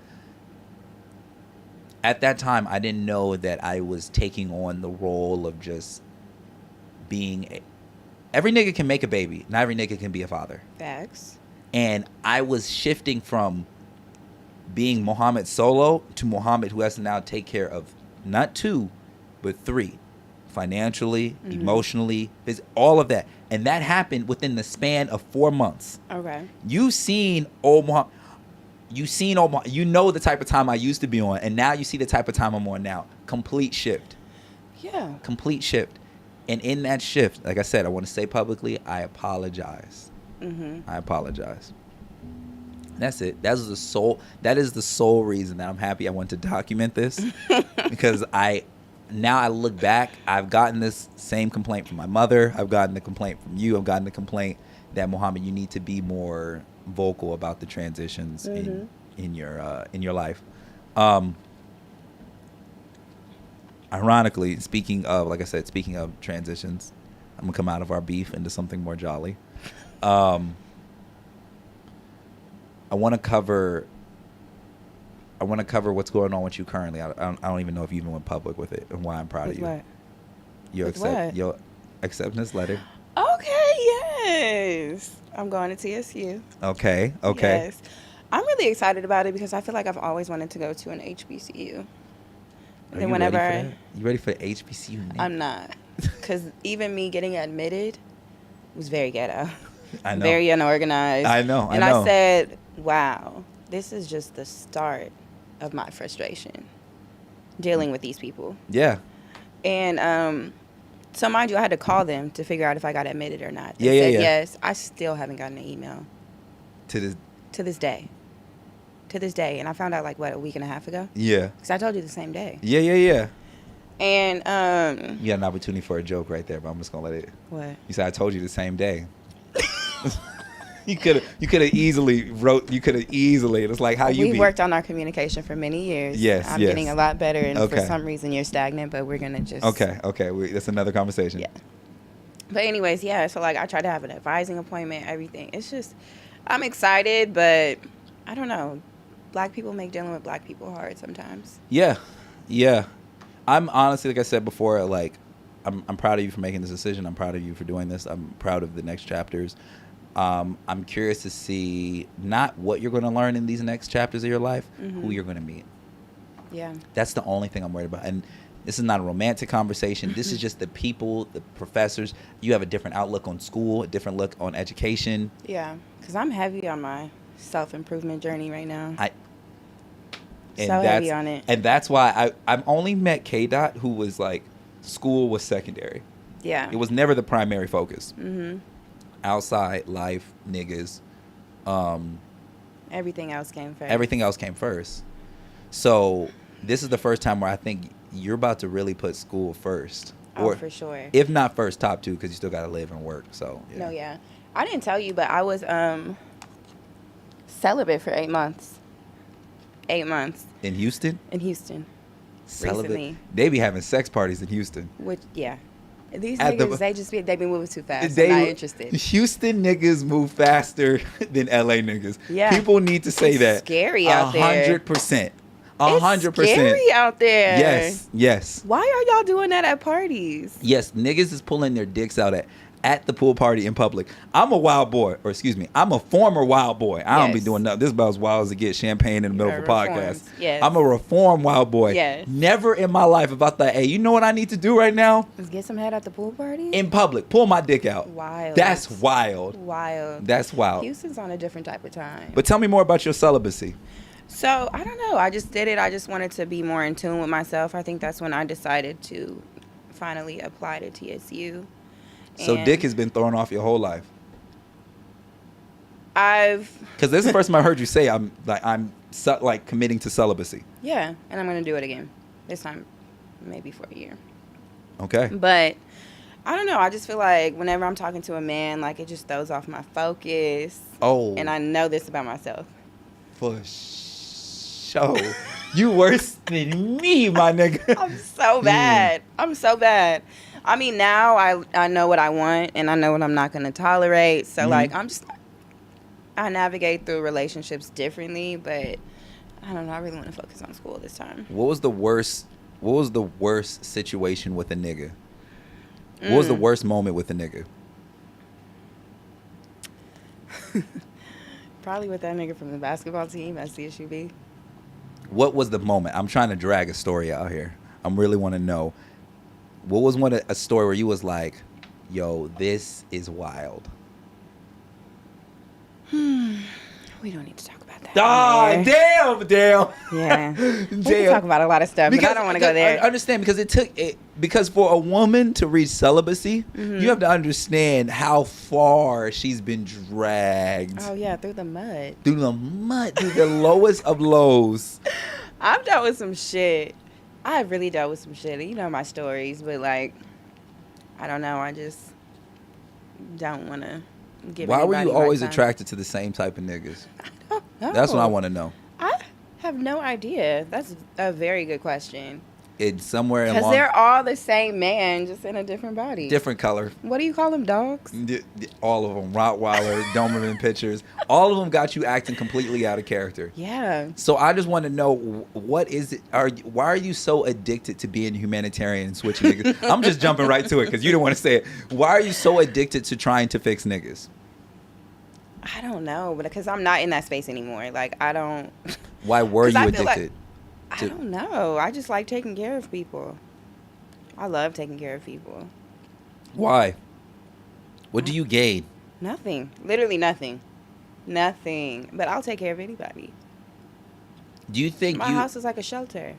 Do you think that, honestly speaking, be honest with me, do you think that you are do you think that is common behavior from women? Wanting to take care of niggas? Yes. I don't think that I was the only person doing this back when I lived in Bakersfield. You think this is a very common behavior? Yeah. I let niggas drive my car. You did. I wasn't the only one that letting niggas drive my car. I mean, their car. I had a couple friends that was doing the same thing, so that's why I just feel like it could be a common behavior. So, I think you're an example of the bad guy still wins. Mm-hmm. Oh, yeah, because I had everything. I had my apartment, I had my job, I had my car, and I just invited these niggas with nothing. What stopped you from meeting, like, decent niggas? Decent niggas wasn't coming up to me, I guess. Do you think potentially that you put yourself in the wrong spaces? Well, yeah, I was only at the club. I've read this. I listened to the TikTok post. This woman gave up the craziest amount of game. I love TikTok. Right? She says, "Are you tired? Are you tired of?" Jesus. I don't know. Mom, this shit ain't even on. This shit ain't even on. Give me one of those books, please. You gonna get a fan? Listen, we'll wrap it up soon. Don't worry about it. We'll wrap it up soon. I'm okay. I just need a little fan. Oh, damn. That's a good one. Never mind. It's okay. It's all right, man. This is just a magazine, K-Dot. It's not. Try again. Playboy Cardi? That'll work. There we go. You know, I'm reaching the age where I'm premenopausal. Oh my gosh, you're in your 20s. Relax. I realized, where was I at? I got lost. The woman on TikTok? Woman on TikTok said, if you're tired of meeting the same niggas because you're in the same spaces. Yeah. Therefore, if you're trying to meet niggas, this is where you need to go. You need to go find a tennis club. Find you a tennis club. You're going to meet decent niggas at a tennis club. Guaranteed. Country club women, that's where they be. Secondly, find the most expensive gym in your neighborhood and get a membership there. They be at the gym. They be at the gym. Park. I went to a coffee shop. Yeah, a coffee shop. Oh my goodness. Yes. So, honestly, I really wish this piece of game was given to you earlier, because I don't think it'd be fair that you really been like. And that's one of the things, honestly, as a friend, that kind of like just hurt my feelings, because I had to watch you go through this shit. Yeah. But what I will say is, back then, I wasn't in a space to be able to receive the type of love that I deserve. You know, I don't really think that I'm in that space right now either, because I'm just, you know, I'm trying to work on myself. Okay. But back then, even if I did meet the right man, a good man, I wouldn't be a good woman to him. Oh. I wouldn't. I was living a fast life, and I wanted to do that, and you couldn't tell me to do anything different. Do you think you potentially could have met anywhere in the course of your life, you could have met a nigga that could have been a potential partner? Possibly, but I just didn't recognize him as being that. If I did, then I didn't recognize that. Because that's the thing. I always wonder if this is the fast life slowed down. You're at that chapter, and I'm happy. I'm really happy that you're at this chapter of your life, because I'm happy to see where you're going, your next endeavors, and whatever it may be. But now I'm curious to know what the next steps are and what kind of game you about to give up to, you know, to the people now that you're like the reformed fast girl. Yeah. I don't know. I feel like I just have to get in tune with myself in order to attract the right person. Okay. And I mean, not even just romantically, like the right friendships. Okay. Because I see myself outgrowing certain friendships too. I watch you do that all the time. All the time. You know what's crazy is I hit up Idalia, and what? Oh, you said whole names. I was like, oh, okay. I said, where we? Nothing bad. Okay, That's my bitch for life. Okay. I hit up Idalia the other day, and I was just like, girl, I love you. Yeah, I love you, and like, do you feel like I've been a good friend to you? Oh shit, I don't know who your counselor is, but you need to pay them more, all the money. Yeah, no, I had to ask her, because, you know, that is a friendship that I value, and she's been with me through all my fucking stages, just like you. Yeah. But I'm more open with you than I am with her. Right. So like, I don't have to check in with you. Yeah. But yeah, I had to ask her that question. And I appreciate her response. She said everything is everything. You hate when I say that. You hate when I say that. Despise that answer. So what the fuck are we really saying? Everything is everything? No, she basically was just like, I know we don't live in the same city anymore, but you've been an amazing friend and amazing sister, so. That's beautiful. Yeah. I say the same. That's the thing. You've always had I'll be honest with you. I'm gonna tell you, my brain be in two places in the middle of this conversation. Mm-hmm. My brain is thinking, production-wise, this is the worst podcast ever. There's no storyline. There's no attachment. It's just two people talking about random situations that nobody else understands. Besides us. Besides us, right? There's no introduction of topics. There's no controversy. Right. There's nothing. This is really, if There's somebody a bit were of to... controversy. A little bit, but understand, like, controversy between you and I. Mm-hmm. There's no controversy in the sense of, like, polar topics that people want to hear about, right? I got you. But at the same time, excuse me, this It's that podcast, champagne. yo, I know, and my stomach, bro, dad bod is real. No way. I'm not No that. way. I feel like you go on runs every day. I run, I do workout, all that good shit. Are you eating back? I'm not eating enough, and that's what they don't tell you about dad bod. Okay. But I'm gonna come to that because I'm gonna talk about the progression of Mohammed. This is the worst production ever, probably the worst show ever, but this one has never felt so good. Mm-hmm. Because this is an accumulation of just you can't fake this. You can't fake a true relationship. A true relationship doesn't know how to say, "Hey guys, welcome to our world." It's like, yo, if you get it, You get it. and if you don't, You fucking don't. you don't. It's literally that simple. Yeah. And because of that, like, you know, I appreciate you and I thank you for coming down. But also, to go back, we were talking about dad bod is real. Bro, I go back and look at old pictures of myself and I said, damn, I look good. Mm-hmm. I look good. I realized dad bod doesn't come from eating bullshit. Dad bod comes from the lack of eating. So your body reserves the few things you eat. I had no idea. Mix that in with stress. Mix that in with this nigga's yelling at 3 o'clock in the morning. Let me just eat this bullshit. Yeah. Bro, I get it 1,000%. That's why I love it. I love when we reach this point. This is 2. My favorite. I reached. I used to be embarrassed about this point in a podcast, Yeah. but now I've just learned to just embrace it and love it because, like, that means that it's literally just you and I. Yeah. Just you and I. If somebody clicked in real quick, they'd be like, "What the fuck? Whatever. I'm done." Yeah. But I appreciate you so fucking much. I love you so much. I cannot imagine my adult life. I want to thank you on not just on behalf of me, on the behalf of the cooks. I can say that now, for being so present in my life. I appreciate that. That was sweet. I really do. I appreciate this for the cooks because you're a pivotal part in just for the man I am today that has allowed me to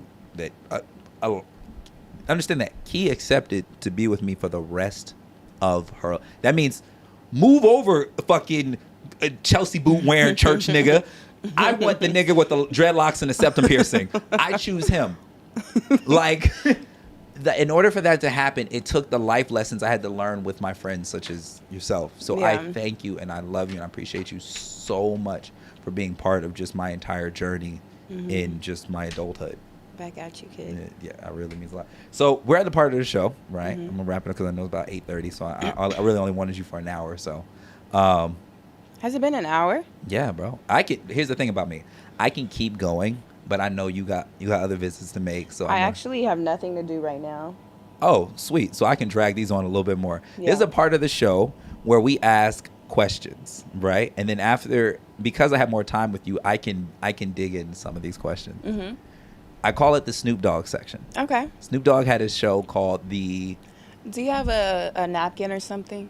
Yeah, I got paper towel. I can go grab one. Thank you. This gum is getting a little old. I would like to spit it out. Oh gosh, yeah. I got you. I like to yell so people know that I'm still here. You had gum this whole time? Yeah. I wish I would have known that. I would have told you to get rid of it. Damn. But I have the headphones in, so I didn't hear myself chewing. I did at first. You know what? I just won't spit it out on here. Yeah, just bring a trash can. Sorry, Elijah. Somebody was black. Oh, that's what paper towels are. Just spit it in there and then fucking. There you go, live in 4K. we have the one, the only. I'm gonna go ahead and turn. That's crazy. You know, I just said fix your face on Mo's live. You look mad. I'm telling you, it's great. I love this. Wouldn't trade it for anything in the world. I wish I did this before. I love checking my live and it says 2. Because like honestly, it's the best feeling. I wouldn't trade it for anything in the world.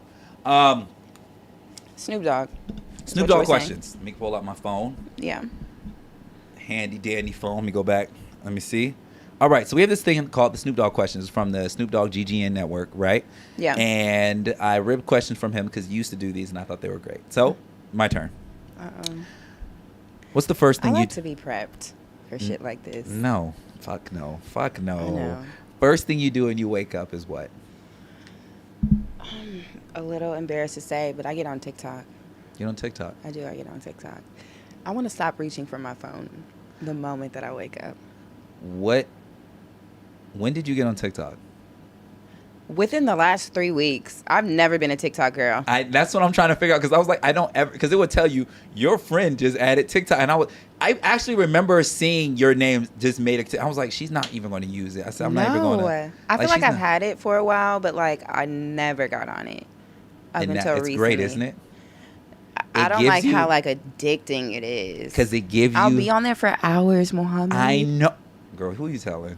I don't like that. I love that. I don't need to be on my phone for that long. They are so good at creating the content that you want to see. It's not Carisha's new outfit. I'm sorry. Carisha keep getting these strays for me because I started watching Carisha Please and I love Carisha Please. I started here's the thing. What I realized about her, I see why Didi keep her around. I get it. Yeah. It's that accent. It don't matter what she's saying. That's what it is. It's the accent. Okay. You know, listen, Mohammed, relax. So you're saying you've been on TikTok. All right, cool. Yes. Cool. I already know the answer to this. We're going to switch it up. Okay. On these or questions, I'm a guess. Okay. I'm a guess. And then you confirm if I'm right or wrong. Okay. Next one is hot or cold. Kendall is always going to pick cold. Yes, always. And on top of the cold, make sure you don't have a fork along the plate. Yes. Yes. You know.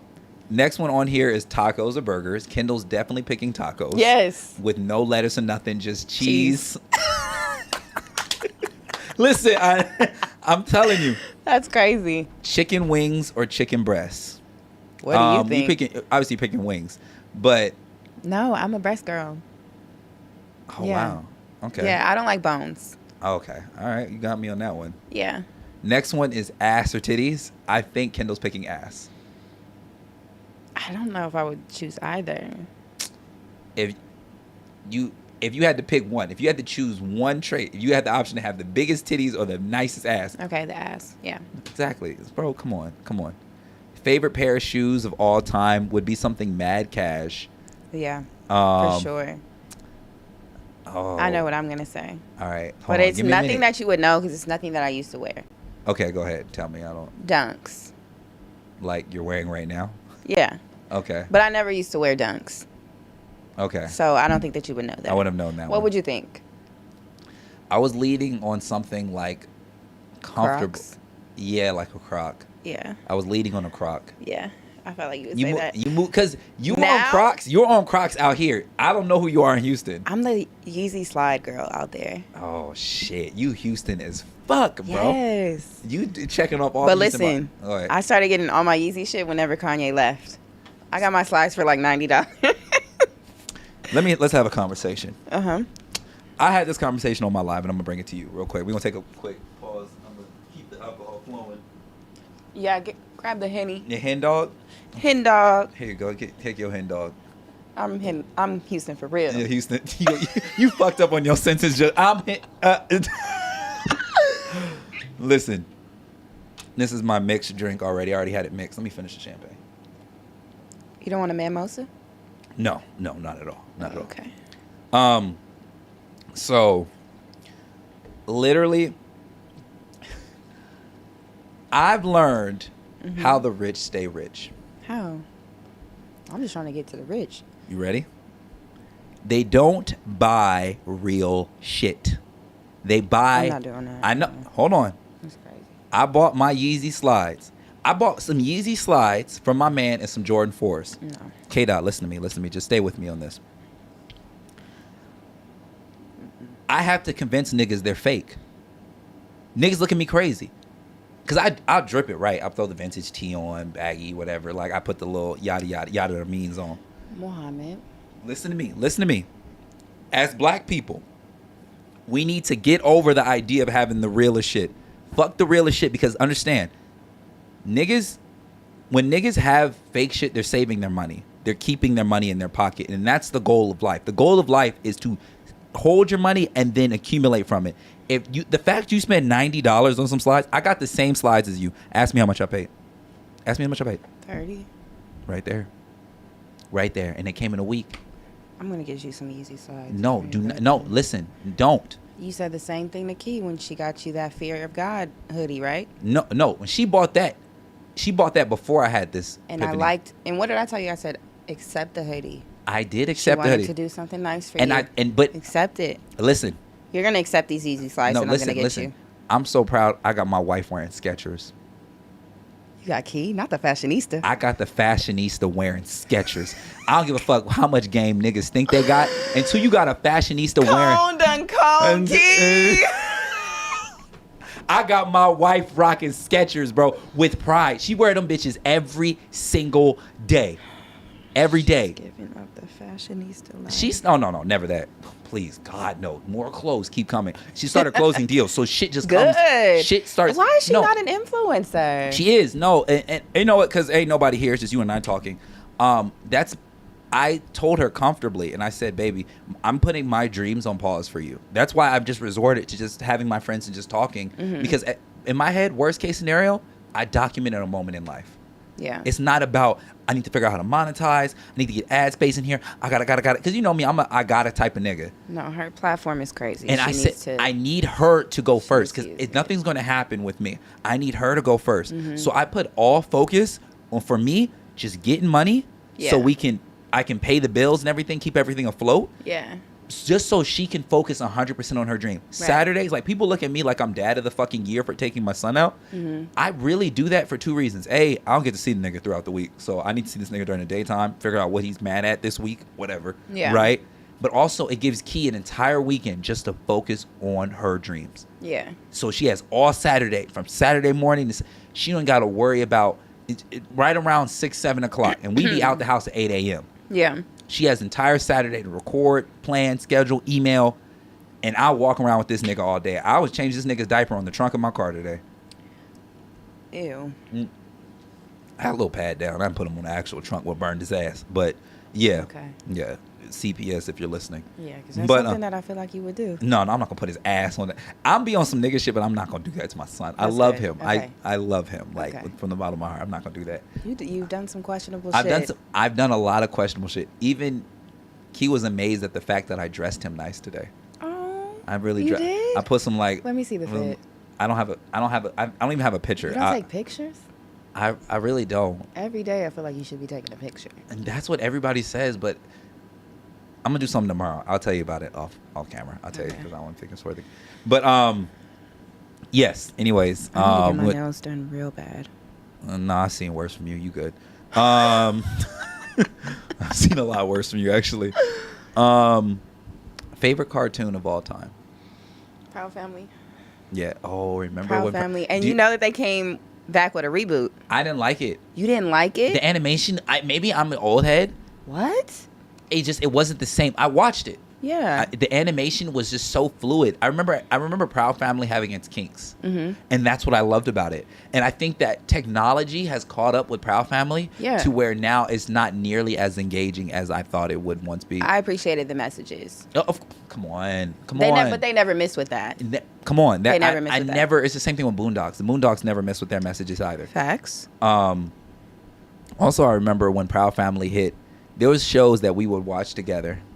Yes. And Proud Family was one of those. Yes. When was it on Hulu? Whenever whoever got it first. Yeah. We're like, yo, Proud Family, and we would stop and whatever we were doing, whatever your night plans of shaking your ass wherever it was, you're like, first I'm gonna watch Proud Family with Mo. Yeah. And then I'm gonna go ahead out. and then go out. And I have to say I really do appreciate that 100%. Oh, I miss our little TV and movie night. That was it. That was the only time I watched TV. No, we watched a couple of reality shows together. What was another ratchet one?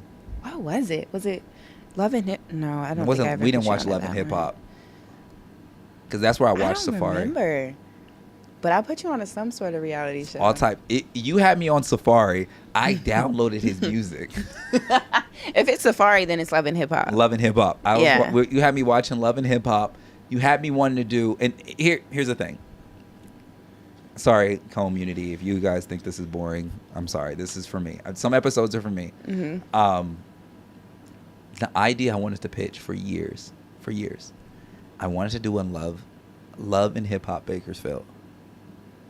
Who would be the cast? Oh, this is juicy. Who would be the cast? Are you ready? Yes.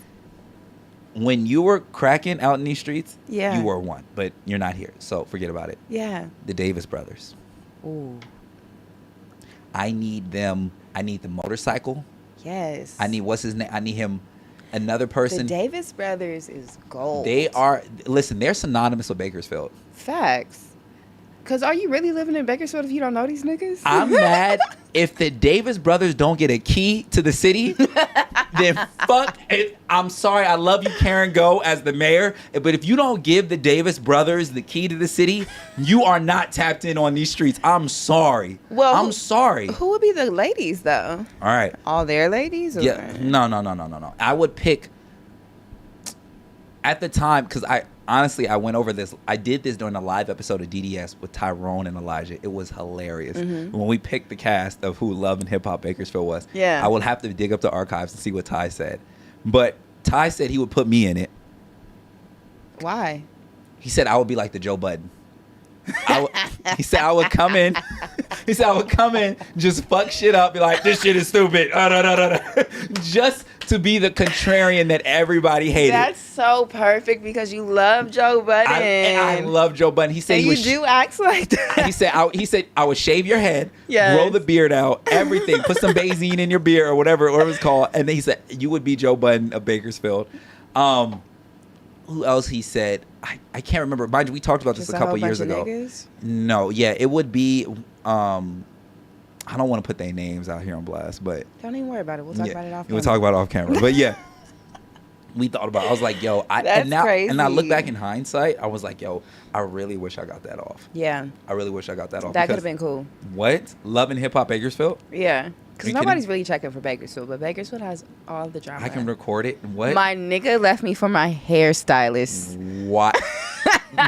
That's the title of Bakersfield this. has all the drama. You're not going to get more drama than a small town. Yeah. Nah, facts. It's Facts. impossible. It's literally impossible to get more drama anywhere else. Yeah. All right. We're going to go to another question. Okay. Favorite cereal of all time? Let me think. I don't Ooh, remember What do you think?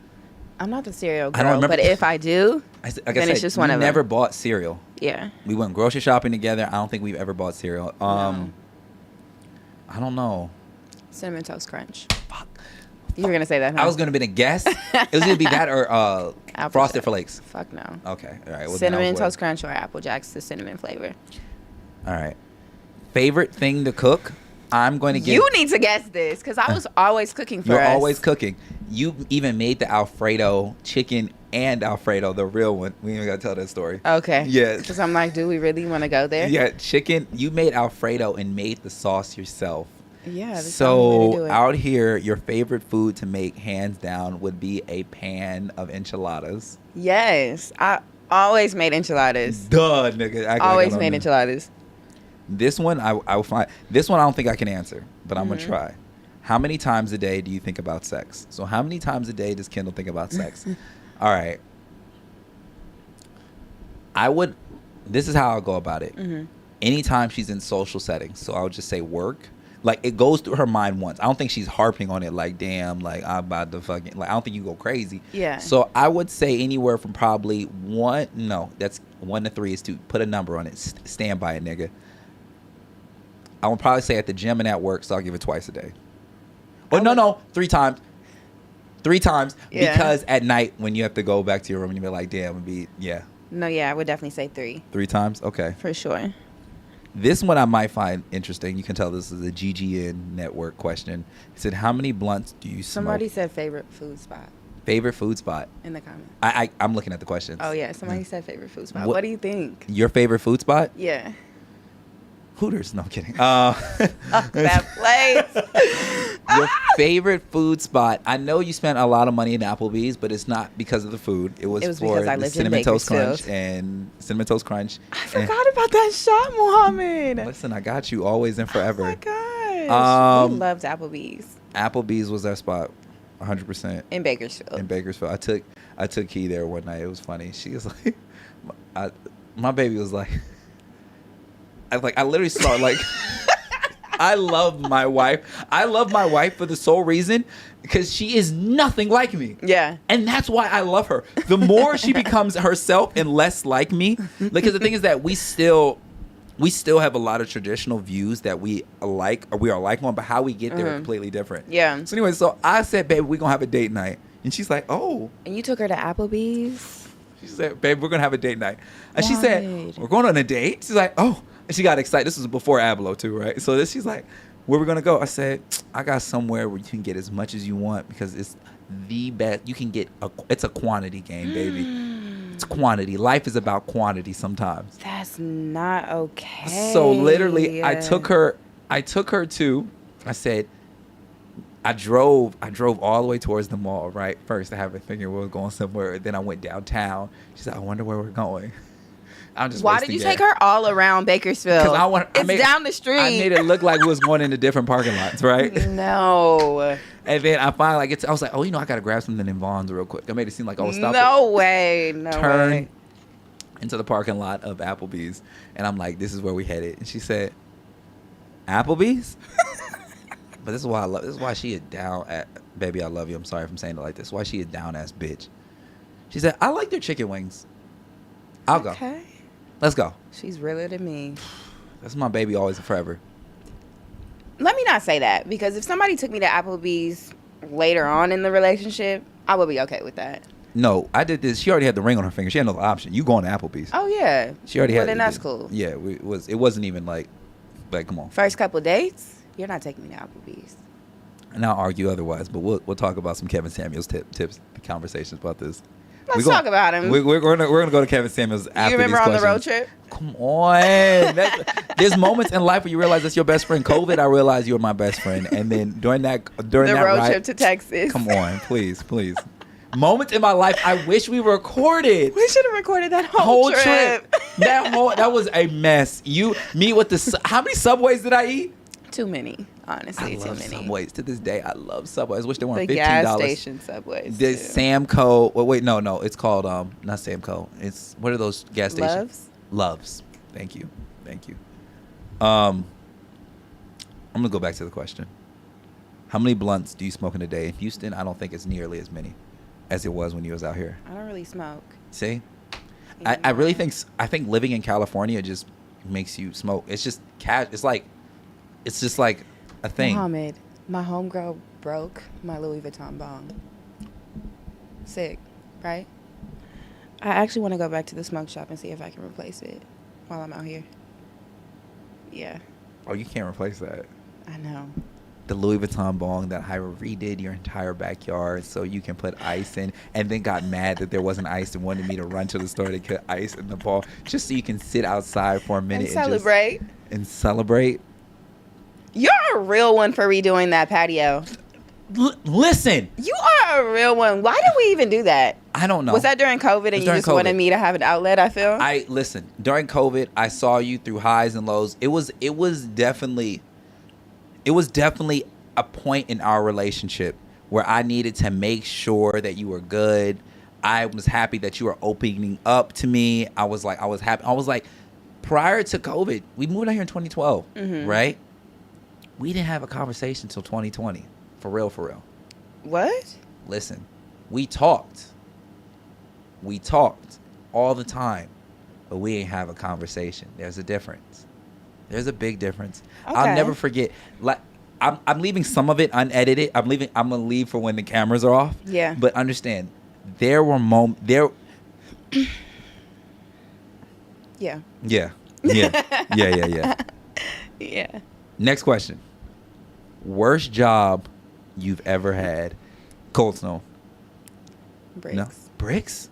Bricks. You Was can't give it a Bricks. That's bullshit. was the best and worst one. That's why you know. I got Bricks fired in a nasty way. Yeah, you got fired in a nasty way, but the money he was getting there was ridiculous. You can fire. Bricks was the definition of all money isn't good money. Yeah. Yo, shouts out I to your deal with homegirl for a walking lot of- out with you right after though. Taylor was a motherfucking real one. That only happens in movies.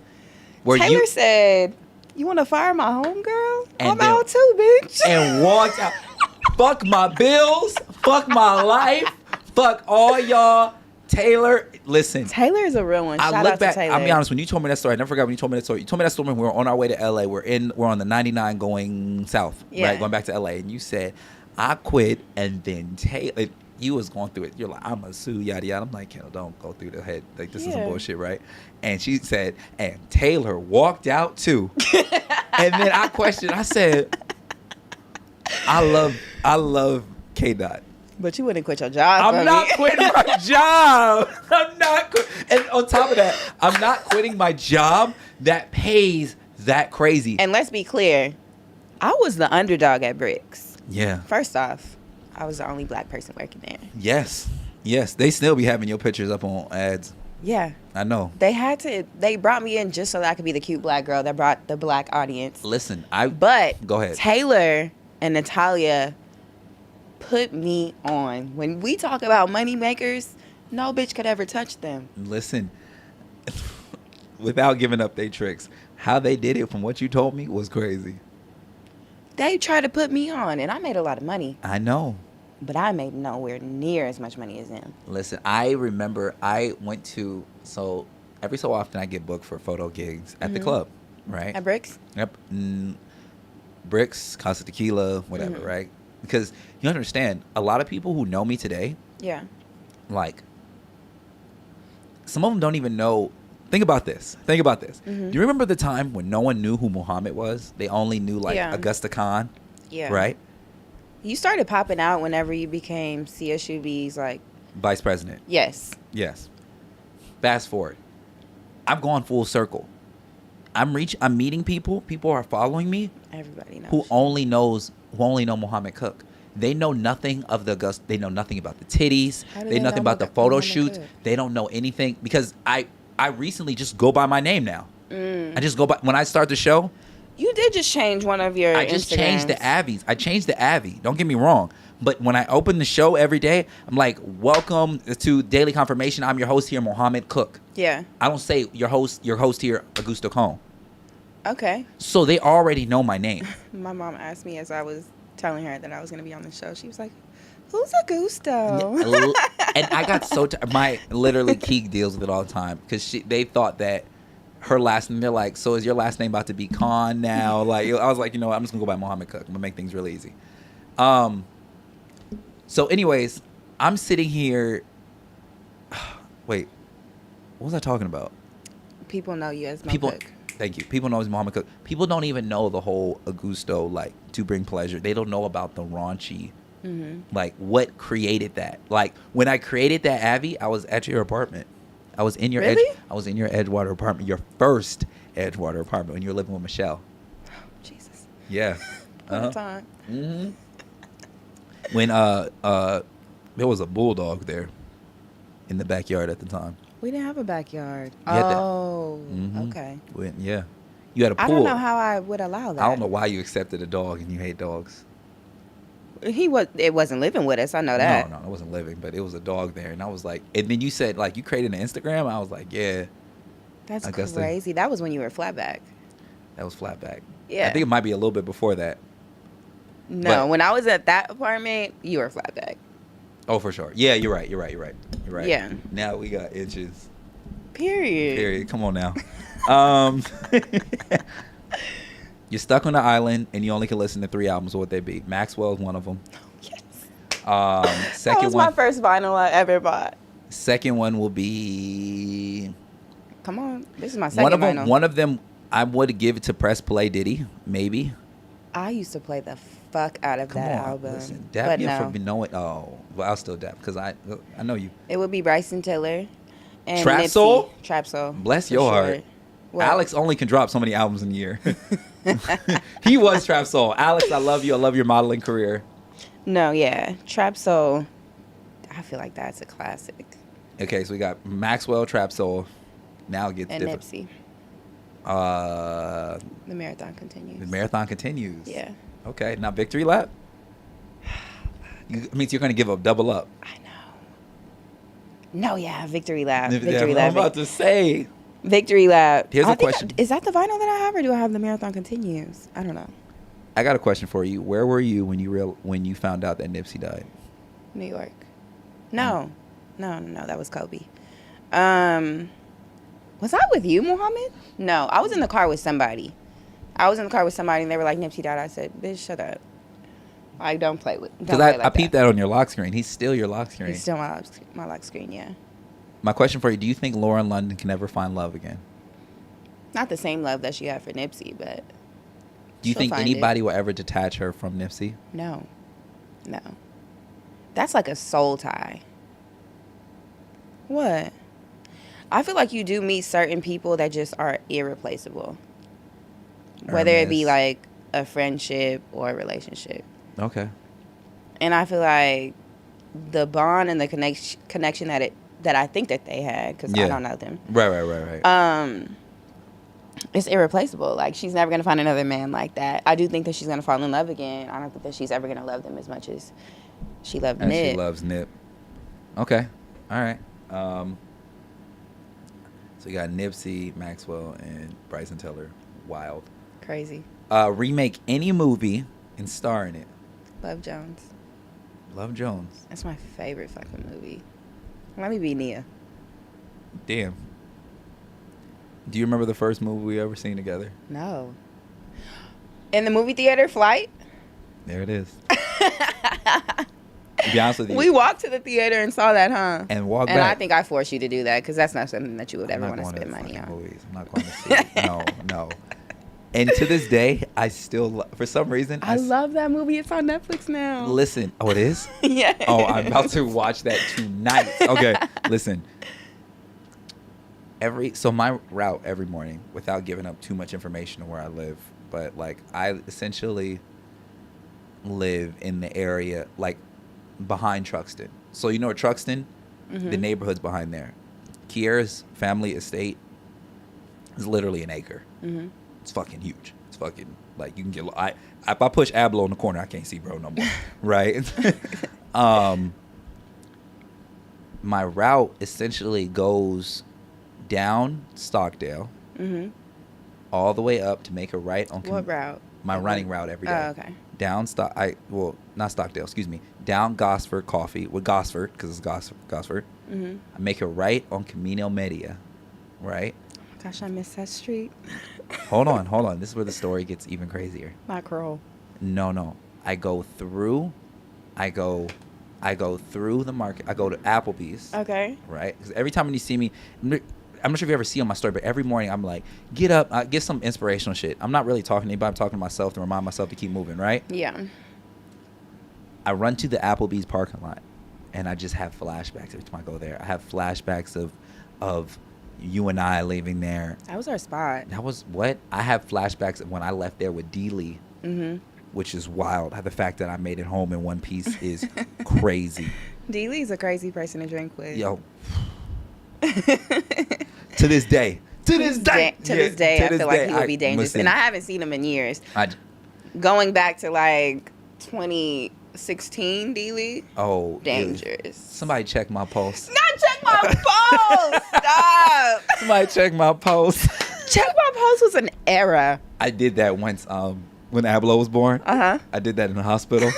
I was like holding keys. I'm being cute. Like, oh, like, because after they don't tell you got to get stitches. So you got to get stitches. So I'm holding her hand. I'm trying to be sportive. Whatever. And I was like, baby, check my pulse. She's like, what? I would have been like, shut up. Fuck up, bro. Because at the time, that was when I was wearing a suit every day. I was doing a challenge. I wear a suit every day. So I you have a suit? Yeah. You just bought one? Well, I had kind of a coat and jacket and tie. Okay. So I was doing, it was for all during Ramadan. I wore a suit every day. I love that. It was nice. So I happened to have a suit on, literally. So the first time Abelo met So me. are you Muslim or Christian? Both of them.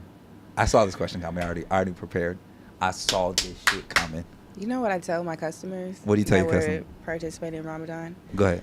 I'm like, well, I have Wait, a what brother- customers are you participating in Ramadan? Oh, you work at night?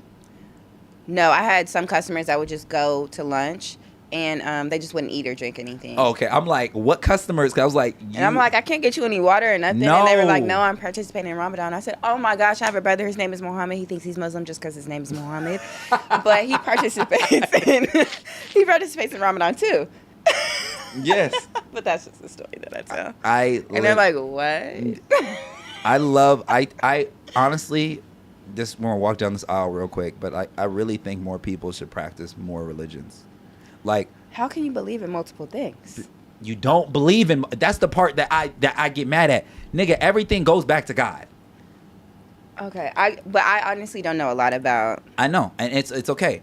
Essentially, everything goes back to one place, right? Like, don't forget. Essentially. Not essentially. That's really what it is. People get mad at who was the last person to talk.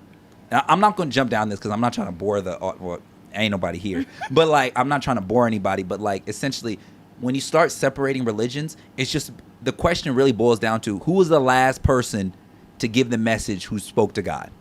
Who was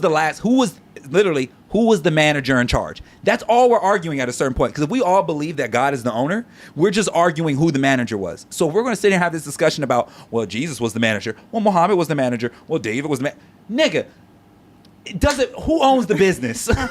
So that's why I tell people, like, that's why when I do that, I tell people, you need to practice more religions, because then you start seeing the overlap. It start being the same. Like, nigga, a nigga was telling me about, like, essentially a scripture in the Quran, right? And I was like, nigga, that's fucking John 3:16. That's like the fucking standard. Yeah. Because, you know, I spend a lot more time in the church. Okay. Yeah. Yeah. So from that, I'm like, bro, I really wish more people. Now, the $1 million question is, what are we going to do about Ablo? Right. Because I feel like that nigga will be raised in the church. From what you tell me. That nigga will be raised in the church. Which church? Like the regular Christian church. 100%. I love that. Only because in order for somebody to be like me, you have to have two parents who are both very open. Okay. Right? My wife, I love her to death. Her views are her views. Yeah. Fuck you if it's not her views. She won't say it like that. I'll say it for her. But like, she's heavy in her spirituality. 1,000%. Which is why I'm like, and I know. If y'all aren't equally yoked. And that's why I never would, and that's why I need her. Yeah. That's why I need her. Because you've seen it. I sometimes I'll be, man, I need that fucking, yo, chill the fuck. What the fuck you on? What you on? So that's why I need her. To make things very easy for my son, he's obviously going to ask, your name is Mohammed. And then I can open the conversation and explain to him how Islam works and the whole breakdown of it. Mm-hmm. But you going to church on Sunday. You're going to church on Sunday. It's not a question about that. Okay. You see what I'm saying? Now, when he becomes older and he starts thinking about, all right, well, you did this. Understand, I was in a situation where my dad was Muslim and my mom was Christian. Yeah. You don't have that. You don't have that, like, now you have a half Muslim, half Christian dad and a Christian mom. Therefore, Christian rules, you have to go. Just mathematically. The views are going to be fucked up. Yes, I'm saying, but they're not. The views are going to be fucked up. You're not going to be fucked up. I promise you. For a child? How do you for a child. Like, and that's what I'm saying. Between and the that's two why. religions? And that's why I say I didn't become the man. Nobody's forced me to put a gun to my head during Ramadan. That's something I do myself. Mm-hmm. I do that for myself, by myself. You know, well, not by myself, but I do it for myself. But Mohammed, that's the only time you participate. It's the only time I vocalize. I participate. Okay. It's the only time I vocalize. Okay. Like that's why. Mohammed, I've lived with you. Like I said, it's the only time I vocalize. Okay. It's just one of Don't those things. they pray at a certain time? No. That's only during Ramadan. It's only because I only tell you about when Ramadan be cracking and shit like that. Yeah, I don't know what it is. Yeah, that Ramadan is a certain time. I get it. But yeah, I've already put thought about that. I saw this question coming. I can't prepare it. I was like, she gonna ask me about which God you going to? If you can have a superpower, what would it be, Kendall? Hold on. I'm supposed to guess first. Yes. Okay. The power. I don't think you don't want telekinesis. You don't want to hear what people are thinking. I don't think you want time travel. I don't think you care about flying. I think yours would be something so different. I don't see it being one of the go-tos. Go ahead. I don't know what I think it would be. I'll take that. I truly don't know. Yeah. All right, cool. I'm good. I'm good. I was like, I don't know. Next question. Next question. All right, so this is a start and finish the sentence. So I'm going to start the sentence. Okay. And then you finish it. Got it. I always wake up blank. I think, how do you wake up? I start thinking about my day. All right, cool. That's fine. I always wake up organized, whatever. Yeah. If I could work with anyone, dead or alive, I like to work with. That means when I say work, getting money with. Under any, doing whatever. I think my grandma. I think I worked with my grandma. Your grandma's picture always stayed prominent no matter wherever you lived. It was always is. Your grandma. Always there. That woman can cook, and I think that she could make us some money. I think she could be like the Black Martha Stewart. But just better. Where did your relationship with your grandmother get so tight? My grandma was like the first person to hold me whenever I was born. My mom worked a lot when I was younger, and I was always with my grandparents. But me and my grandma were so tight. Everybody knew I was the favorite. She was just, honestly, I recognize my grandma as being my mom. Is that crazy to say? No, because everybody, to a certain extent, feels that. Yeah. But I spent a lot of time with my grandma. what would you? But that's just because my mom had to work a lot. What type of business? Cooking. Cooking? Mm-hmm. No, you can throw down. Yeah, I would definitely be cooking with her. You can throw. If there's one thing I can never take from you, is your cooking ability. Mm-hmm. You does that. I love cooking, and I started cooking a lot more. I feel like during COVID. Mm-hmm. I mean, I was cooking before. Yeah, to be honest, and that's one of those like uncomfortable realities that we had. You've always cooked for me. Mm-hmm. Like it was one of those things. It was always one of those unspoken things because when people say cooking for a nigga, they're generally referring to somebody they're romantically interested in or somebody they're romantic with. But you stayed cooking for me, so I always have food, so I never had to worry about it. What's crazy? What's up? Go ahead. Go there. Chris thinks that I can only make tacos. You only make tacos? You disrespectful. You don't only make tacos for that nigga. No, you didn't. Man thinks I can't cook at all. Nah, you didn't do that. Okay. You didn't do that. Okay. You didn't do that. Me and you got into an argument once. I feel like it was like Thanksgiving or something. I think I was mad. Yes, we did. What was was it about? Thanksgiving. I can't remember. You didn't come and pick up a plate or something. It was something during Thanksgiving. I remember that. That's crazy because we always spent Thanksgiving together, and you really fucked it up that one year. That's wild. To land it on, it wasn't me. But whatever. You're not going to say it was you, so here we are. I just know it's not. Of course. It wasn't me. I'm out here looking like Shaggy. Okay. Next question. If I can see anyone perform dead or alive, I'd like to see. Maxwell. Can I tell you, in Houston, I got connected with some nigga. He had like a suite to the Toyota Center, which is like the Staples Center in Houston. Yeah. And the Crypto.com Maxwell, Center out. I'm not going to recognize it as that. We old as hell. Yeah, I'm not doing that. But Maxwell came to Houston, and then I got to see him in the suite. Can I tell you, I felt like it was just me and him in that arena. I do not understand. Don't get me wrong. I like Pretty Wings. I don't understand why you like this nigga so much. I've loved this nigga since I was in middle school, before I even really knew what the fuck he was saying. That nigga that's weird. I've always loved Maxwell, always. And then when I finally got a chance to see him, I almost lost my fucking mind. You should have fucked. Shoulda. You should have fucked. Come up to Suite 304. Yeah. What's up with you? I look for blank in a man. Safety is like my top. What the fuck does that mean? What does safety mean? I have to feel safe. That nigga got a Glock. He got a Glock in his pocket. Now I want to feel protected, yes, but like I want to feel safe whenever I'm being vulnerable, like it has to be a safe space for me. Okay. Safety like coincides with me being comfortable. Okay. I require that from men and friendships. That's such a blanket state, safety, but I'll give it to you. Yeah. If I wasn't a boss, I would be a...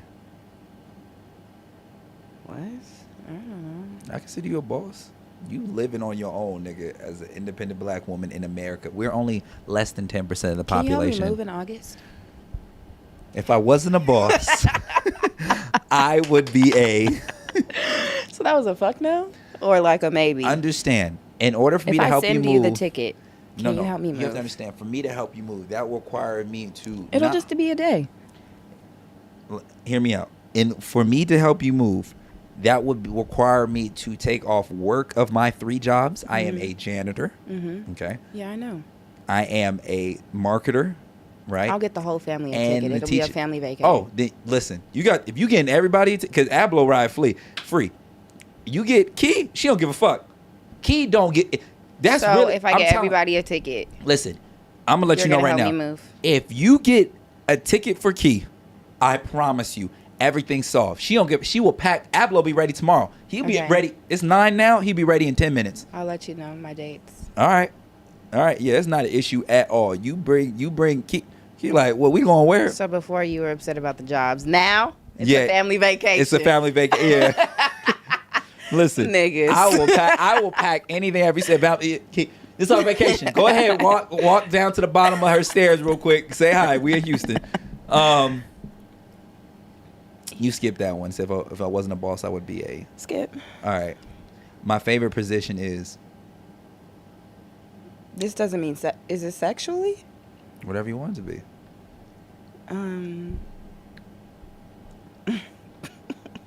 You know, I've never known that one for you. I wouldn't have no idea what sexually. I would never even know what to even. Girls' go-to answer is doggy, but I'm convinced that women don't like doggy. They do that because it strokes a nigga's ego. No, I really do appreciate. I said stroke his not email. The email, but I'm such a business nigga. Yeah, that was crazy. Ego. No, I would definitely say doggy if it was for me. I'm not trying to stroke nobody's ego, though. I don't get that one. I feel like, and maybe I'm going on a limb here, I feel like from the perspective, and I've never been a woman, I assume there's so many other positions that you get more pleasure from than having your fucking ass up to the sky. That is, like, this is just me thinking logically as a man here.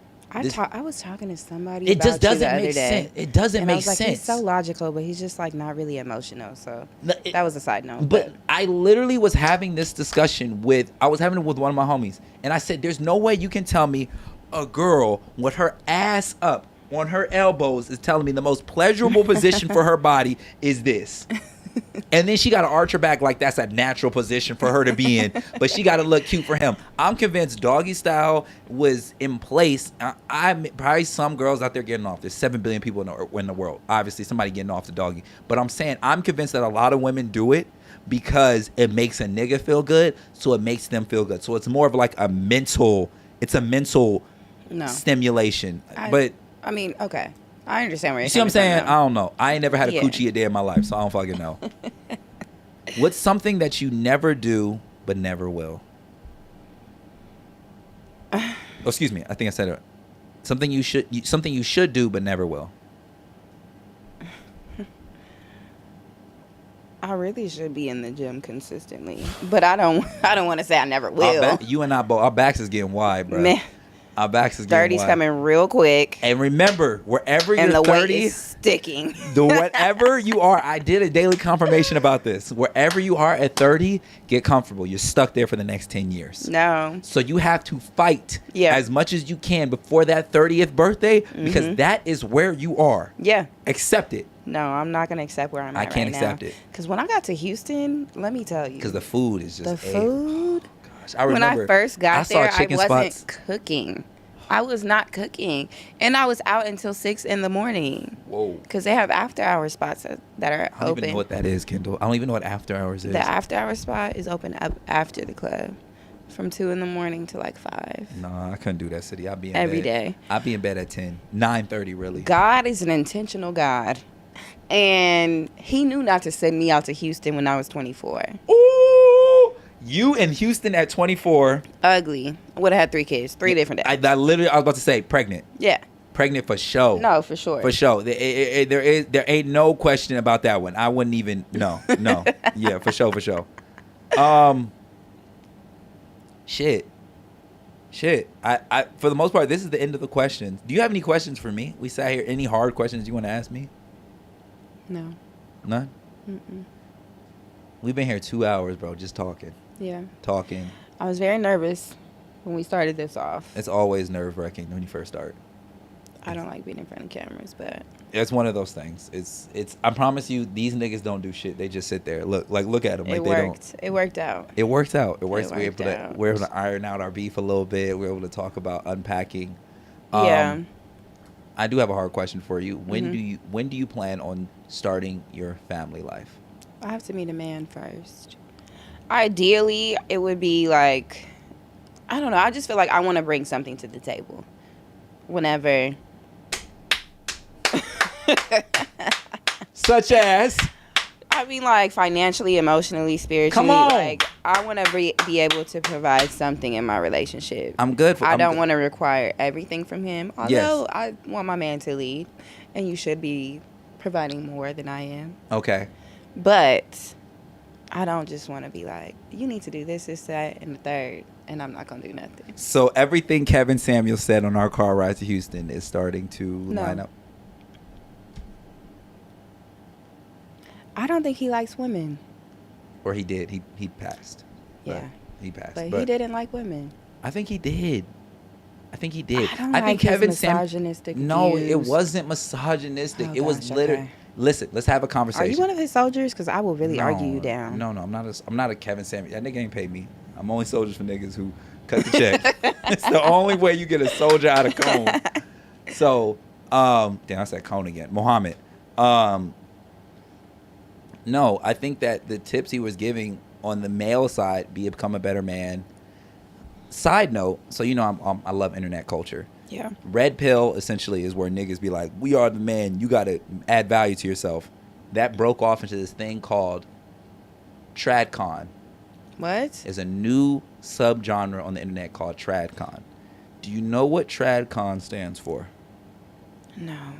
Traditional conservative. They realize being rah-rah nigga gets you nowhere. I heard there's a nigga on the internet better known as Sneeko. He's an internet influencer, kind of known for Sneeko. talking, known for speaking, whatever, right? Young kid, 24, he's halfway decent at debating, but that's another conversation. He said that being a man is having a bunch of money and not. The leader of the red pill movement said niggas need to get vasectomies. And before you jump down the stupidity of that, he said that the goal of life, be successful, make money, but if you do not have children and then create with someone, it's actually pointless. So how did that lead to? So literally this new subgenre of internet culture known as tradcon is literally referred to as traditional conservative, where it's men who believe in having a wife, creating something, and building a family. We have literally gone full circle on the internet to where now niggas want families. Where they at? Tradcon.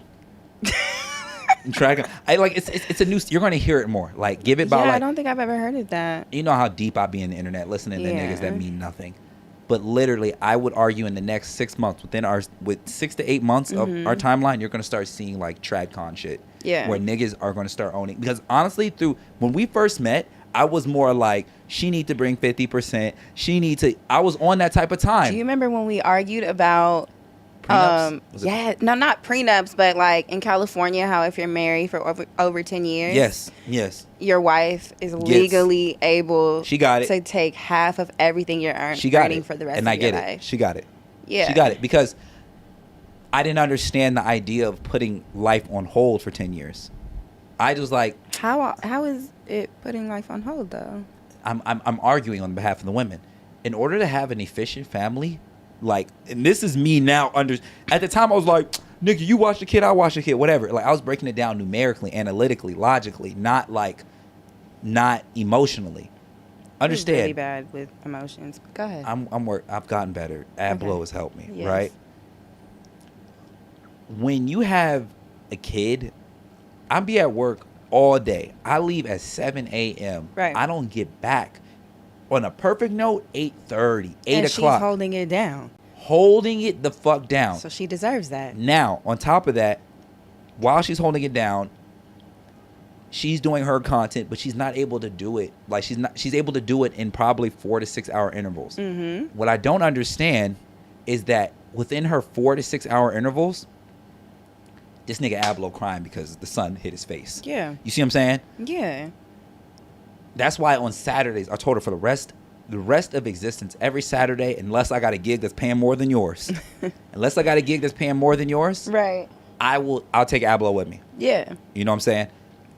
Because you need that Saturday to get ahead.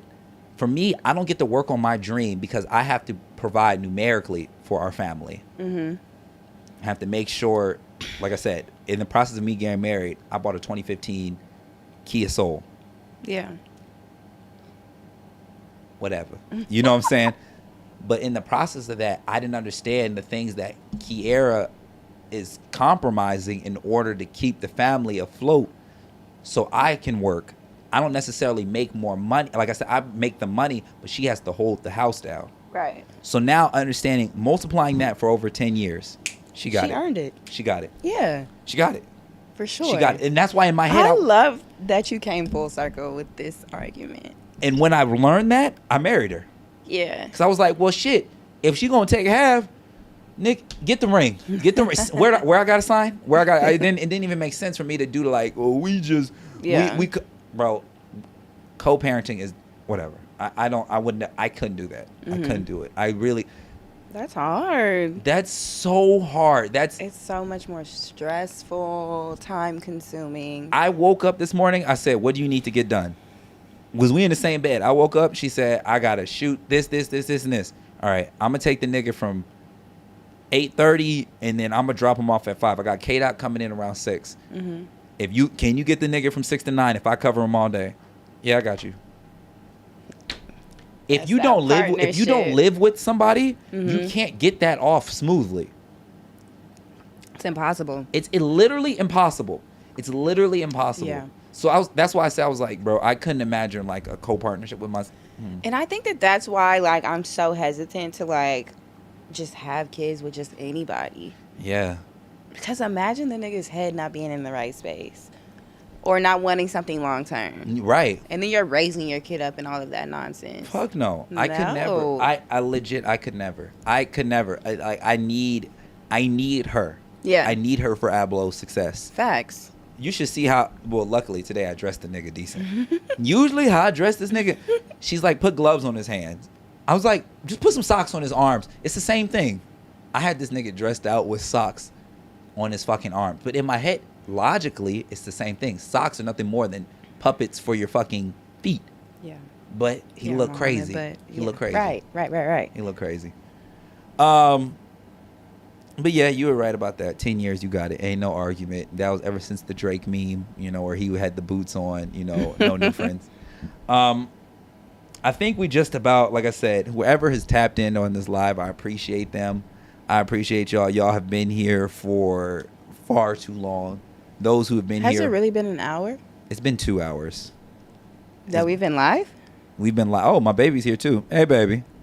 Hey, girl. I wave. She looking like, what the hell this nigga talking about? It's 9. I know exactly what my wife's saying. She's 9:15. What they talking about? I already know. I know my baby all too well. I know her all too well. It's not because I care about the conversation. Kendall, thank you so much. Thank you so much for lending me your time the past 3 hours. 3 hours with me, 2 hours on camera, to document this moment in history. Thank you for being so active in my life. Thank you for for growing with me as I grow. That's very important. I don't think that gets enough credit. Thank you for being consistent. Thank you for providing countless shrimp tacos and whatever drink you made back in the day. What was that? I don't know. Remember that. I don't know. I just know that I had to sit there for a while if I finished them too fast. Yeah, a little strong. Yeah, it was a little. And the big Larry Hoovers on it. Thank you so much. If anybody in the community, I still say community because that's just part of it. Be sure to follow K-Dot in all her journeys, her next steps in life. I thank you guys so much for this improv episode. There has been no promo on this. I just had to do this. K-Dot was in town. I had to do it. Sometimes, like I said, sometimes I do things for me. Sometimes I do it for y'all. I want you guys to stay happy, stay optimistic. Come on, Tag. Come on now. Stay happy, stay optimistic. Also, next Saturday, we might be doing golfing at the driving range with your kids. So if you a dad out there with your kids, apparently it's starting to be a thing where niggas are starting to look at me. Really? Yeah. Oh, yes. You were so I'm talking gonna bring Ablo back out again next Saturday because Key got more videos to make. So I'm gonna bring my son out. Period. You guys stay happy, stay optimistic. What do you think the people should stay? What other trait do you think they should stay? Consistent. Stay consistent. And I'll see you back again for your next episode of the Mohammed Cook Show. We are out. I gotta go piss. I have to pee so bad. Oh my gosh. Oh my gosh. It was all that champagne, boy. Come on, let's go. I actually have plans tonight.